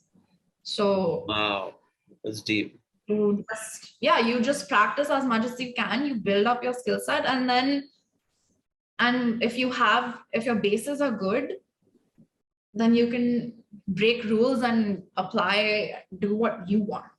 So you just have to be thorough with your studies, that's all. Great. That's great advice. The main thing that I enjoy doing the most is filmmaking. I want to make movies, I want to tell stories and all, but more so than that, the idea of it came because of another venture that I'm doing together with a few friends of mine. About 7 years ago when I was in school, I was 14, 15 at that time, and I met this 3 other kids, Hira, Asha, and Madhura, at this business incubator platform. So our parents are entrepreneurs, and they all used to gather up and do things and all. And when you go there and being a kid, like who follows your parents around, you're like, well, what are these people even talking about? And they're talking about how it's important to set goals. It's important to have a vision, and more importantly, you have a team of people that is willing to collaborate with you. Literally anything is possible in that sense. And we were 4 kids who decided, hey, let's pursue our own journeys in the fields that we are passionate about. So when I was 14, 15, I was very honored to be a part of a team that allowed me. There was a video production company that allowed me to intern with them, and I started working on different video production projects, editing and all, and one thing led to another, and I realized that I became a much more holistic individual because of that. But kids my age, my friends in school, were just your average normal teenagers who were like, hey, I could settle for this or that. But what if we could give them a space, like a safe space where they can explore everything that they are passionate about, and they can do so many things that will help them out in the later part of their life. We could do something like that. That would be cool. And that's how this organization called Ascendance started. And one of the things we do on a yearly basis, we do this global conferences online. In that sense, the last 2 years has been online. Before that, it was a physical conference where we get young change makers from all over the world to come and share. And in that conference, there was this one segment where we had to talk about your thoughts, talk about thought power, talk about focusing on things you want to do and all. And we were like, hey, what if we dressed up as mad scientists? We call ourselves Dr. Sirap and Dr. Bandung, stupidest name ever, but still. And we do this show in that format, we're like, and kids are so bored of people coming to their school and telling them what to do, and hey, what? Yes. But we were like, we are kids, so we shouldn't do that. We should understand that. So we did this comedy show. We did that one segment on thought power, and everyone loved it. And we came back again for the next year and for the next year after that. And we were like, hey, maybe we should start an Instagram page. Do a live half an hour Saturday night show where we bring on guest speakers, we talk to them, do some comedy and all. And my sister and I, we're generally 2 people who at each other's throat all the time, but in a very fun way, in that sense, where we just make fun of each other all the time. And the dynamic worked very well. The show works very well. And it's slowly exploring that part of it as well. Comedy and siblings, banters and all this kind of stuff. Yeah. That's great. I mean, that actually correlates with what you tried to do with Wanted, right? Because I remember reading and watching the series. It basically provided a platform for people to be the best version of themselves and like basically just pursue what they're passionate about. So Wanted, yeah. So the idea behind Wanted, where it came about, I would say it came from a very good day and also a very bad day in my life, like how most good ideas come out in that sense. I was thinking to myself about why is it that we love movies so much? And why is it that I love movies so much? And we realized that we love movies so much because sometimes we wish we could do the things that characters in movies do. Like if you love superhero movies, you wish you could be that good person who goes out there out of their way to help people and stuff like that. But oftentimes it's not that way. You're not like that. You're afraid. Sometimes you don't want to go out there and do things that you love to do. And I was thinking to myself, like, if we keep not doing what we want to do, if we keep hiding from things that we really love to do, that'll hit you hard in the long run. In the long run, yeah. If we could make movies about the everyday common people like you and me, who they have their struggles, they have their insecurities, my first movie was about a 24-year-old person who started Ascendance together with me, and being 24 and being the CEO of that company, it's a lot of pressure and it gets to you at times. For sure, yeah. And I was like, why don't we explore that as a film? And my second movie was about this lady who was very good in Bharatanatyam, and then she got married, and that housewife life just took over her for 10 years. And later on, she decided to do something. And I was like, hey, if you could tell stories about people like us who actually did something and explored that part of themselves and do it, maybe I'd be more inspired to do better on my own things. And that's how Wonder started in that sense. And I got my friend involved for the first movie, and Agnes suddenly came along somewhere, and she did the second one, and now we're working on the third one. So yeah, that's how it works. That's apt, bro. That sounds really apt. But like, how many people actually worked on Wanted, if you don't mind me asking? first one, we had about 4 or 5 people as the crew, but the second one, because of the pandemic, there was like 3 or 4 people who actually worked on it in that sense. All right. I mean, that's understandable for sure. Yeah. Yeah. The pandemic is insane. Because of the pandemic, we had a very short period of time to shoot, and that was like the in-between times when things opened up a bit and they closed back. Had that gap where we can go and shoot. And I remember just stuffing all of the equipment into our car and just saying, you know what, let's just go there. Wing it. You know, we found this amazing location that allowed us to shoot for a couple of days, set it up there, and Agnes was very nice to us that she was like, hey, come on, I'll help you out with the film as well. And she gave her this one, and that's how things started in that sense. It became a much more interesting experience because it was a very low budget, no one was there sort of thing for us. So that's something fun that we enjoyed. Perfect. And with regards to documentaries, there is no, you can't expect the same level of perfection you would expect in a narrative film. That is your vision. That's the thing that you wrote in that sense. Even that most of the time doesn't come out the way you want. But this is reality. It's real stories, and you just hope for the best, work with what you have, and do the best make it happen. you can in that sense. So Make it happen. Looking back at the real reason why I want to make these films, wanted right now in that sense. See, when I had that realization that we follow what we see in movies, and if we see more stories about people like us, that would help us. The reason why I wanted to do that is because I worked with so many kids in Ascendance, and I remember in the first 2 years of Ascendance, we actually drove to different parts of the country. I went to some of the most rural schools where the kids don't even have like Wi-Fi and everything. I went to homes, orphanages. We went to homeschooling centers, the urban area schools, you know, low-cost flats and everything like that. And I met a lot of teenagers, and I had a lot of conversations with them about what are the problems they're facing and all that. I realized that everyone needs to be able to be comfortable with themselves. And just do what they love to do. And it's okay. It's okay. It's okay if it doesn't turn out as amazing as you want it to be. It will turn out into something more beautiful. And I realized that making these films will actually help me to do the work that I do with Assonance. So it's both. When I work with kids and teenagers, it gives me the input that I need in order for me to make my films. And when I make my films, that's the tools that I can use to help these youngsters that I'm working with. So it's very interconnected. I get you. So it's more of like a mutualistic kind of thing. They both serve the same purpose, and that's the fun part about it. The fun part about it is using what you do or using what you create to inspire others, and I think that's pretty exciting for me. I feel that my parents were supportive of it, and not only my parents, but a lot of people around there were supportive of letting me sit it out for a few years and then proceed to do what I want to do after that. And it's fun because now I'm like, oh wait, so this is what I've been doing all this time, or this is the right term for it, or oh my god, all I had to do was this and I didn't figure it out. Those kind of things. It's fun, but there's like a lot of things that I have not learned yet.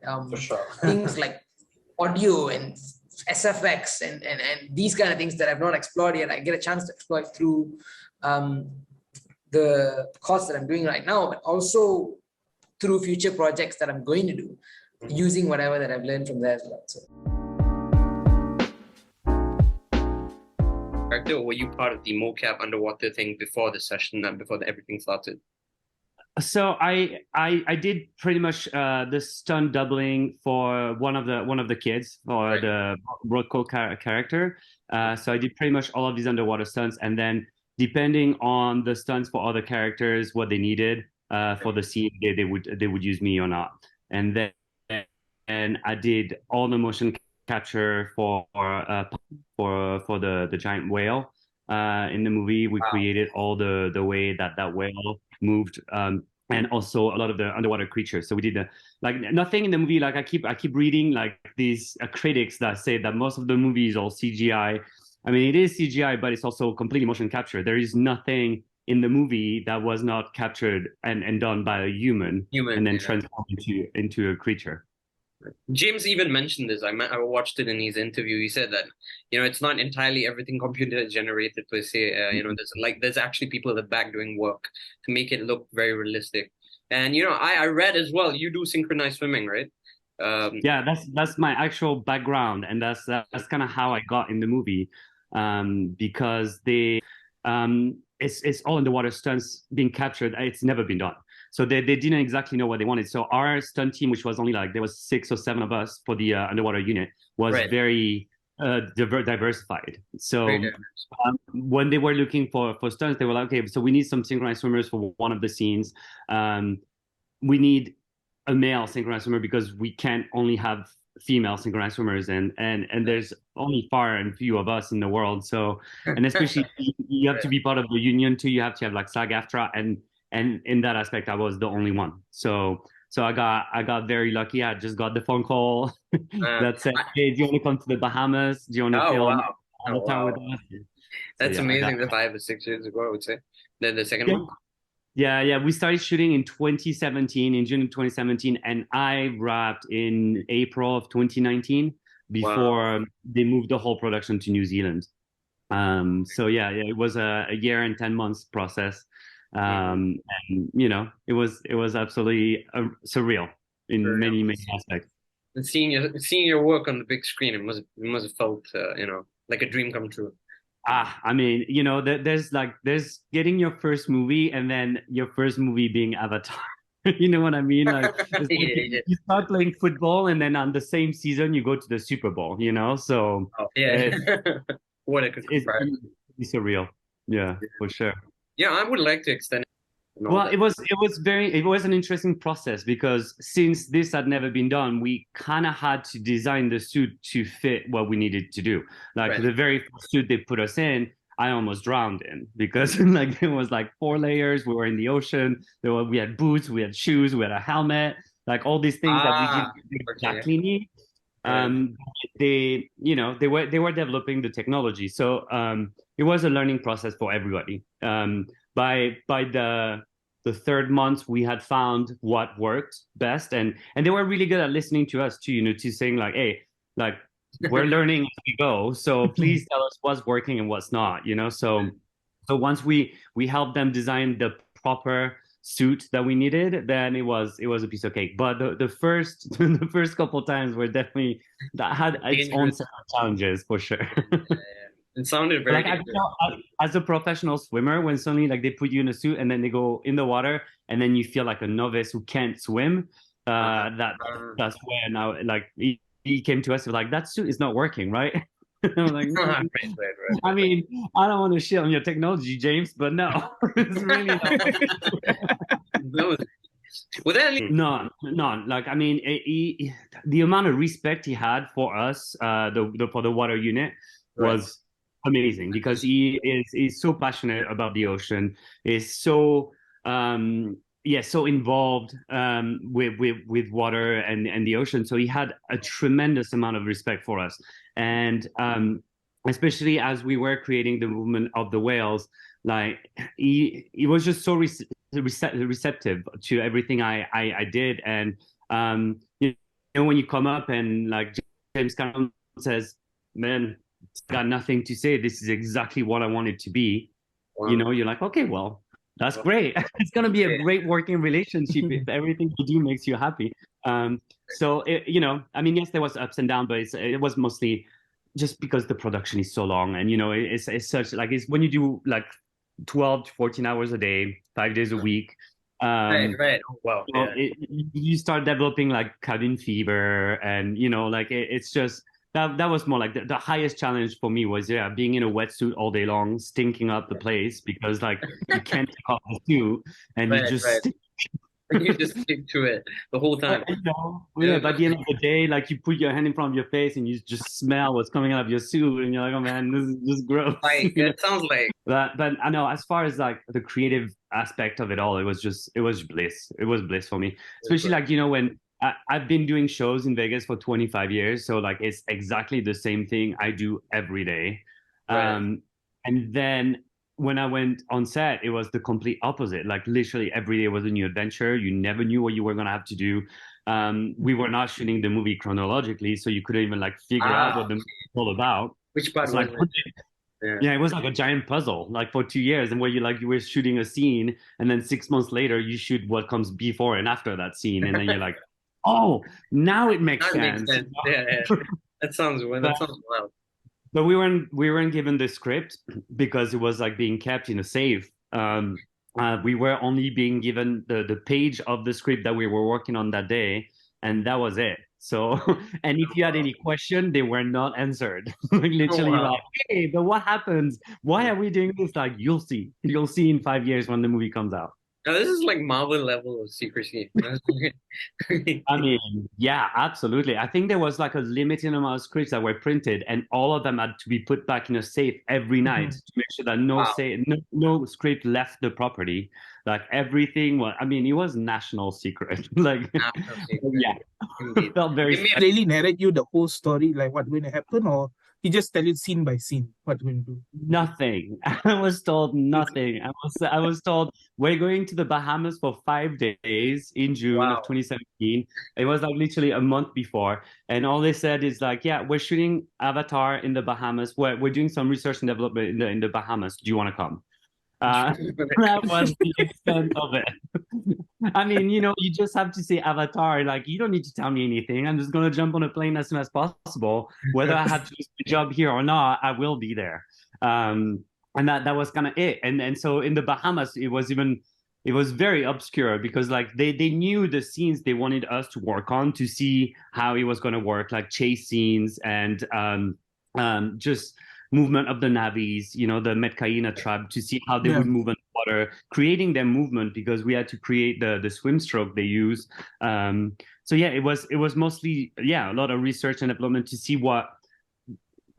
So yeah, it was really interesting because we were told about like these Illus and Payakan and all. We had like all these different like creatures that we were gonna ride, but we weren't told anything of what they were gonna look like. You know. They put a guy in a suit and then had like a shell on his back and attached it to a jet ski, and then they were like, hang on for dear life, and we'll see what happens. And climbing on regular people who, you know, just well, the good thing is like there was always like some kind of shell. So imagine like a turtle shell. So like the guy was inside a shell riding. So like it never really felt like you were riding someone. Right.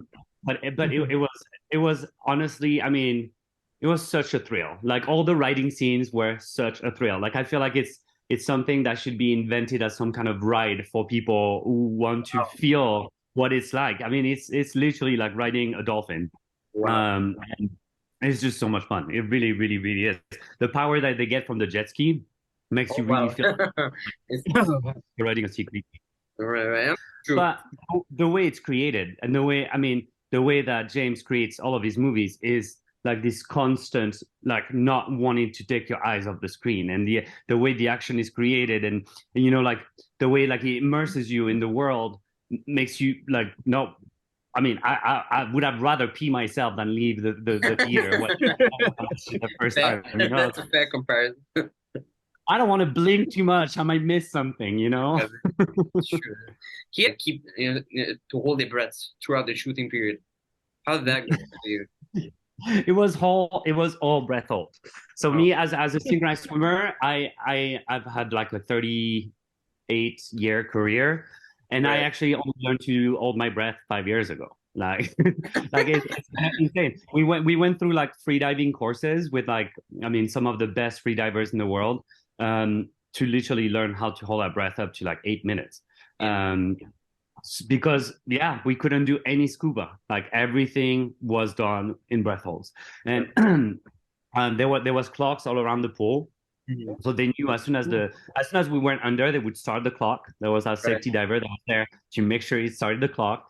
And they were giant because we didn't want them to forget that we had been under there for like 3 minutes, you know. And anytime we got close to 2.5 to 3 minutes, like the safety diver would be like, hey, they've been under for 3 minutes, like 3 minutes, back up, you know. But it was interesting. And then there was scenes where like they said, you know, they always told us whenever you need to come up, just come up, but we're not going to stop you guys, because if you're doing something that we really love, we don't want to stop it. So then you have like James Cameron who's on set, and then there's 6 of us underwater, and none of us wants to be the first one to come up. Anytime you come up and like we're blue, and it's like, why are you guys not coming up? I told you come, we need to. I'm like, well, you know, we don't want to be Yeah. like the first people to always come up and be like, okay, I'm dying. You know, like You want to impress. You want to impress a little bit. yeah, exactly. You want to piss off James Cameron. Yeah. Every time there was a scene underwater, us stunt people would do the scene first to get the angles right, to make sure that James was happy with what we had done, because we were the backup. You know, if ever the actor that then came after us would try to do the scene and it didn't work out, they would just use our scene instead and then put their faces on our bodies. Kind of what we did with the first one, because you know, it's the beauty of that technology. You have the chance to do that. Right. If you're not happy with the way the actor moves, you can always use the stunt double, and then no one will know, because it's all CGI and motion capture. So, you know, it's the beauty, you know. Like, I mean, some of the actors, even though they were comfortable underwater, like the facial expression it's not given to everybody to be able to go underwater and look like you're breathing underwater. Some of them would go underwater and go, like, you know, tight lips, like nothing could really come out of their face, and you know, he would point out a lot to the actors, say, look at the way the stunt people are doing it. They're opening their mouth. It looks like they're drinking the water. Like, they're not, you don't need to like have that, you know, tight aspect to make sure that you can hold your breath. You can hold your breath while relaxing and opening your mouth and looking like, you know, you belong underwater. So yeah, that was the aspect that was great for us, because like all of us swimmers are like completely comfortable at that point of just being like, you know, able to chill in the water. So but the actors were great, and then the amount of work they had to do was tremendous. You know, like, I mean, they all had to do the same free diving courses. I mean, Sig ended up like holding her breath for like close to 7 minutes. Kate Winslet like 8 minutes. You know, like it was tremendous to see like how much they wanted to do it. You know, to work. And we were working a lot with kids too, so that was difficult. Like, the kids' age was ranging from 6 to 18. So so we got to spend a lot of time with them, you know, like, and they were dope. Like, the kids were loving it. They were having such a great time. Yeah. Kids, they're so innocent, man. I swear to God. It's like a whole new level of fun when you're working with them. Yeah. Absolutely. And you know, like, and you know, you get to have like these motors put on your body, and then you get to like, you know, play with, like, you know, it was sometimes we had to be called to order by James. It was like, okay, you guys stop playing, it's time to shoot. James being the dad.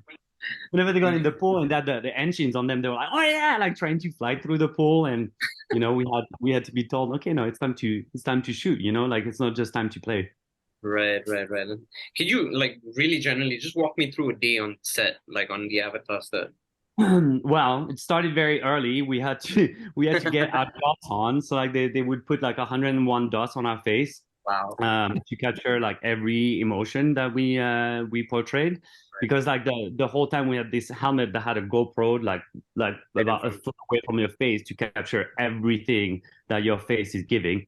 So then they can transform it into, you know, with the CGI adding the Navi face on. So we would start with the dots, then we would go and get rammed. So like there was a giant machine that would record all. We had like a set routine that we had to do every day, moving every articulation of your body. So we would do that. We would get rammed. So like the computer records everything you do before they send you on set, because then I don't know exactly how the technology works, to tell you the truth, but it's a way for the computer to get calibrated to your movement that day and to know exactly where your dots are for the day. Right. And you can't take off the suit once you've been rammed. Like they want to make sure that you're not going to remove the thing, otherwise it changes all the motion. We would do the same thing for our face, and then we would run to set and warm up to like all the breathing warm up exercises that we would do, and then we would wait. Oh wow! And classic.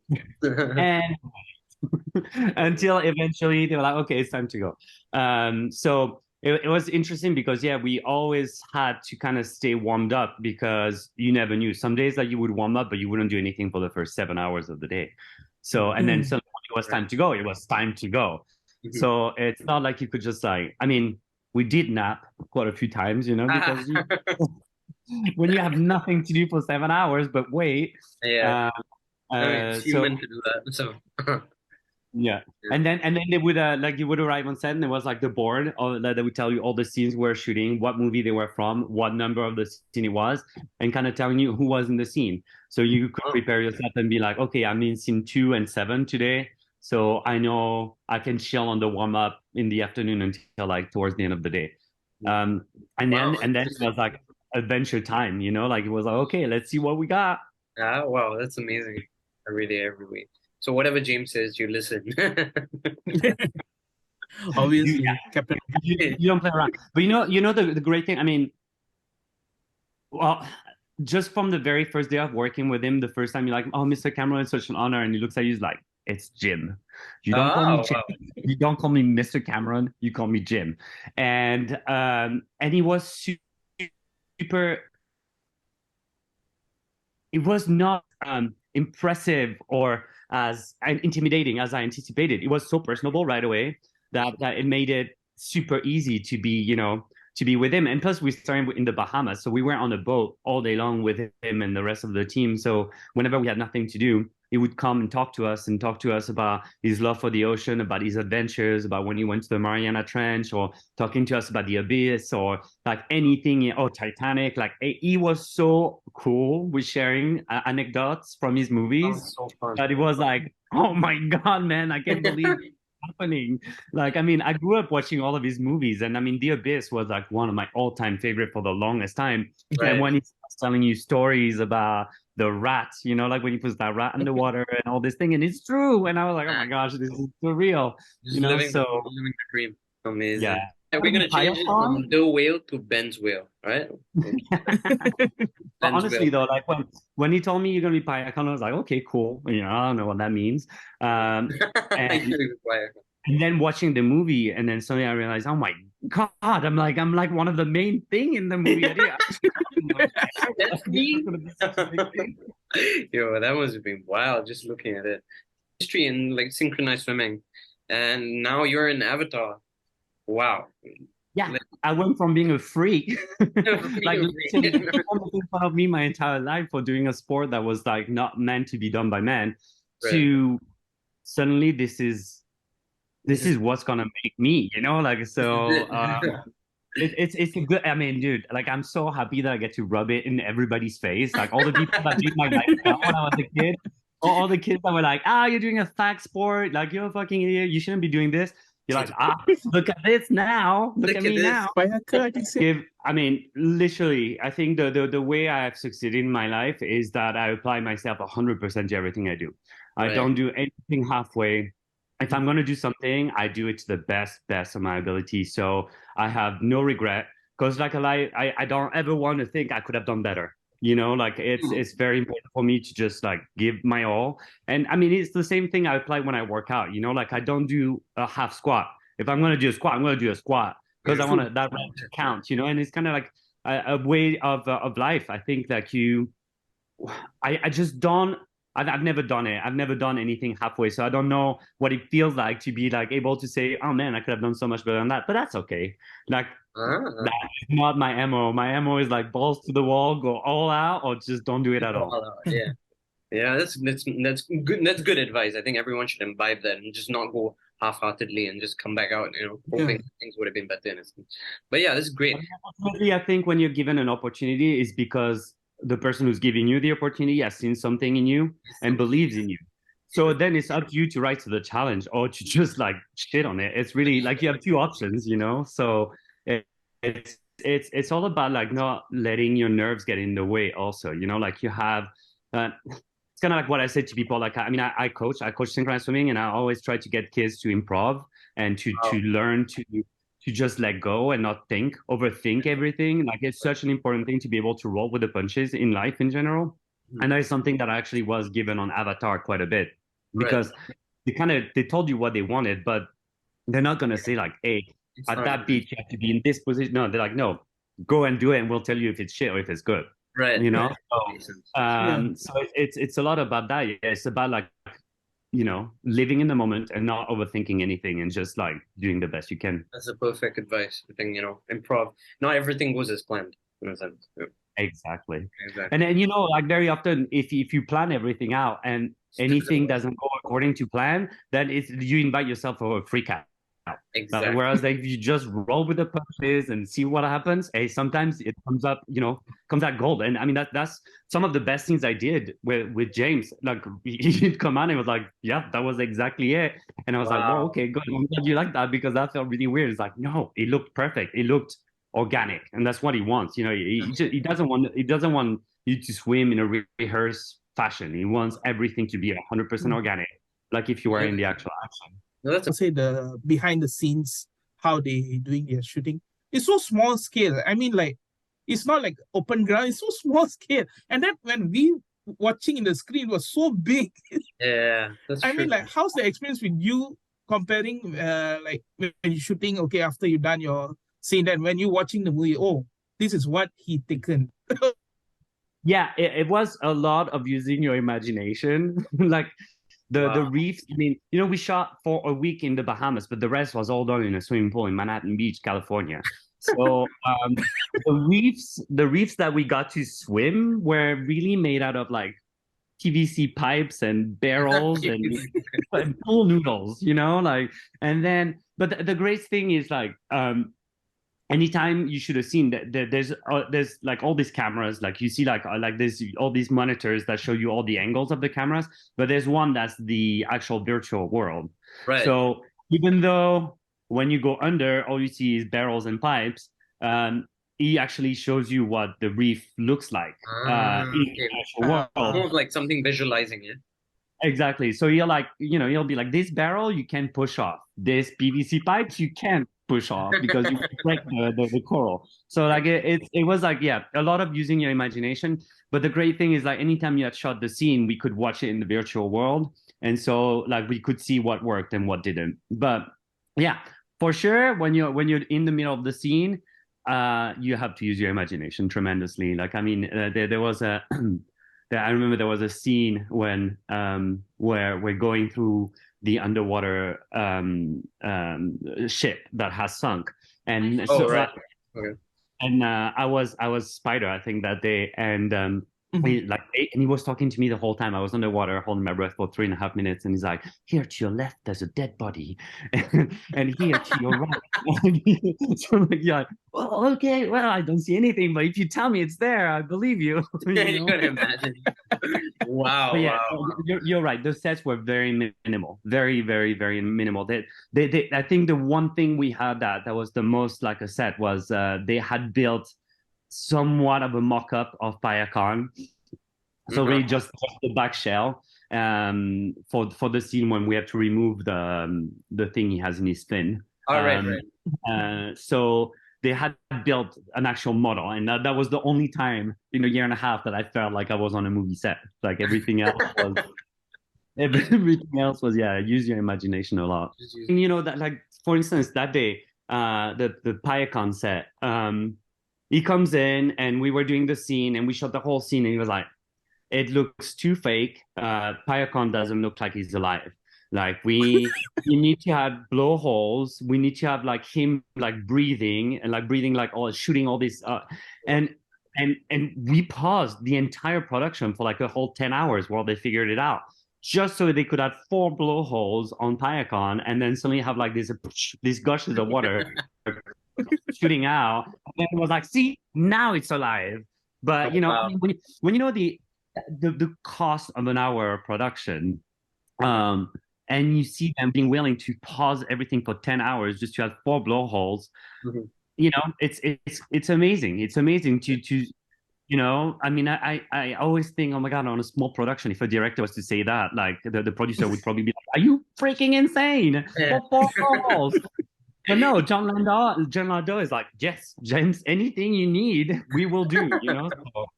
So it's because kinda, they trust him very much, you know. Yeah. It's like he knows what he's capable he of. was right, though. You know what? Like when we looked at the scene before the blowholes and after, it made complete sense, and he was completely right. Suddenly, like it looked like PRIYAAN was alive, and you know, he knows what he's talking about. You know, and that's on set. No, I hit my hit my face on a PVC pipe one day during a chase scene. just because we had done the whole scene going one way, and every time we had to reset to go back and start over. And at some point, like the stunt coordinator was like, screw it, just do it the other way. Like you do it one way and then the other way. Except, well, when you're used to like the pipes being exactly in one position, and then some not, so like you're being squeezed, and then you turn back and boom. That's the only thing. That's the only thing that I actually enjoyed myself on. Like, I mean, the biggest challenge was just the breath holds. The breath holds were enough of a challenge for us to not on top of it have to add, to all the things. But yeah, or just ripping my hands on ropes, like because I was also doing some of the swinging scenes and jumping and flying. Right. So. Wow, you made for this. You're made. What was that? You're made for this.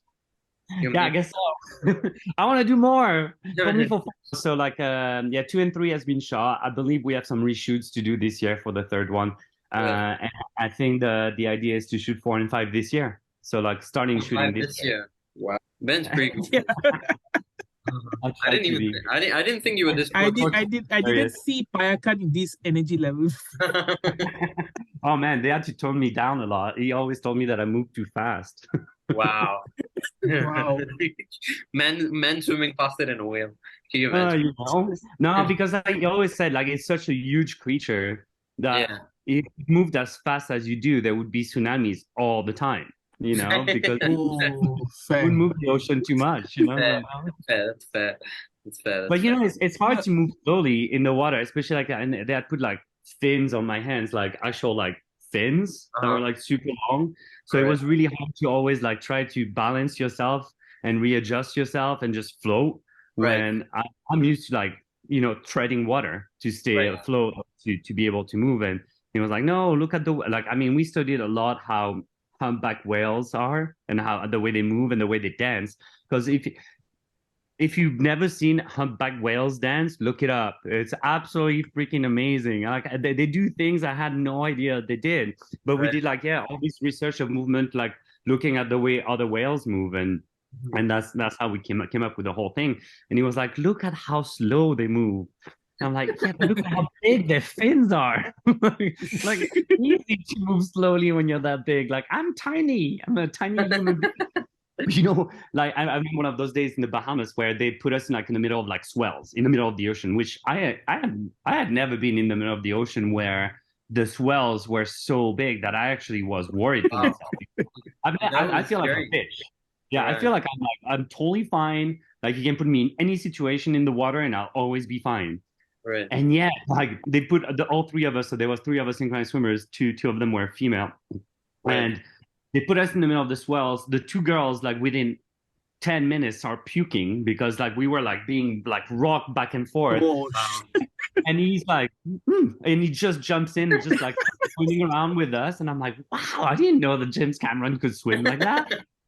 He was totally fine. He loved it. He was like, what's wrong with you guys? Why are you guys not feeling it? I'm like, okay. At that point, I was not aware of like him ever going to the Mariana Trench on his own, or like all of his passion for the ocean and all that. So like it certainly made a lot more sense, like later on. But yeah, at that moment, I was like, damn, I didn't know that James Cameron could swim better than me. Hey, wow, that's great. He was probably like wondering, why did I hire weak people? He just hears too much. Yeah, probably. Like especially the first day when he came to me and he was like, "Oh, that suit didn't work, did it?" I was like, "Oh man." Someone watched footage of me and he was like, "What's wrong with that guy?" That's weird. So I can't wait for Avatar 3. It sounds like it's going to be a blast. It's coming out in December 2023. Congratulations, 1.5 billion.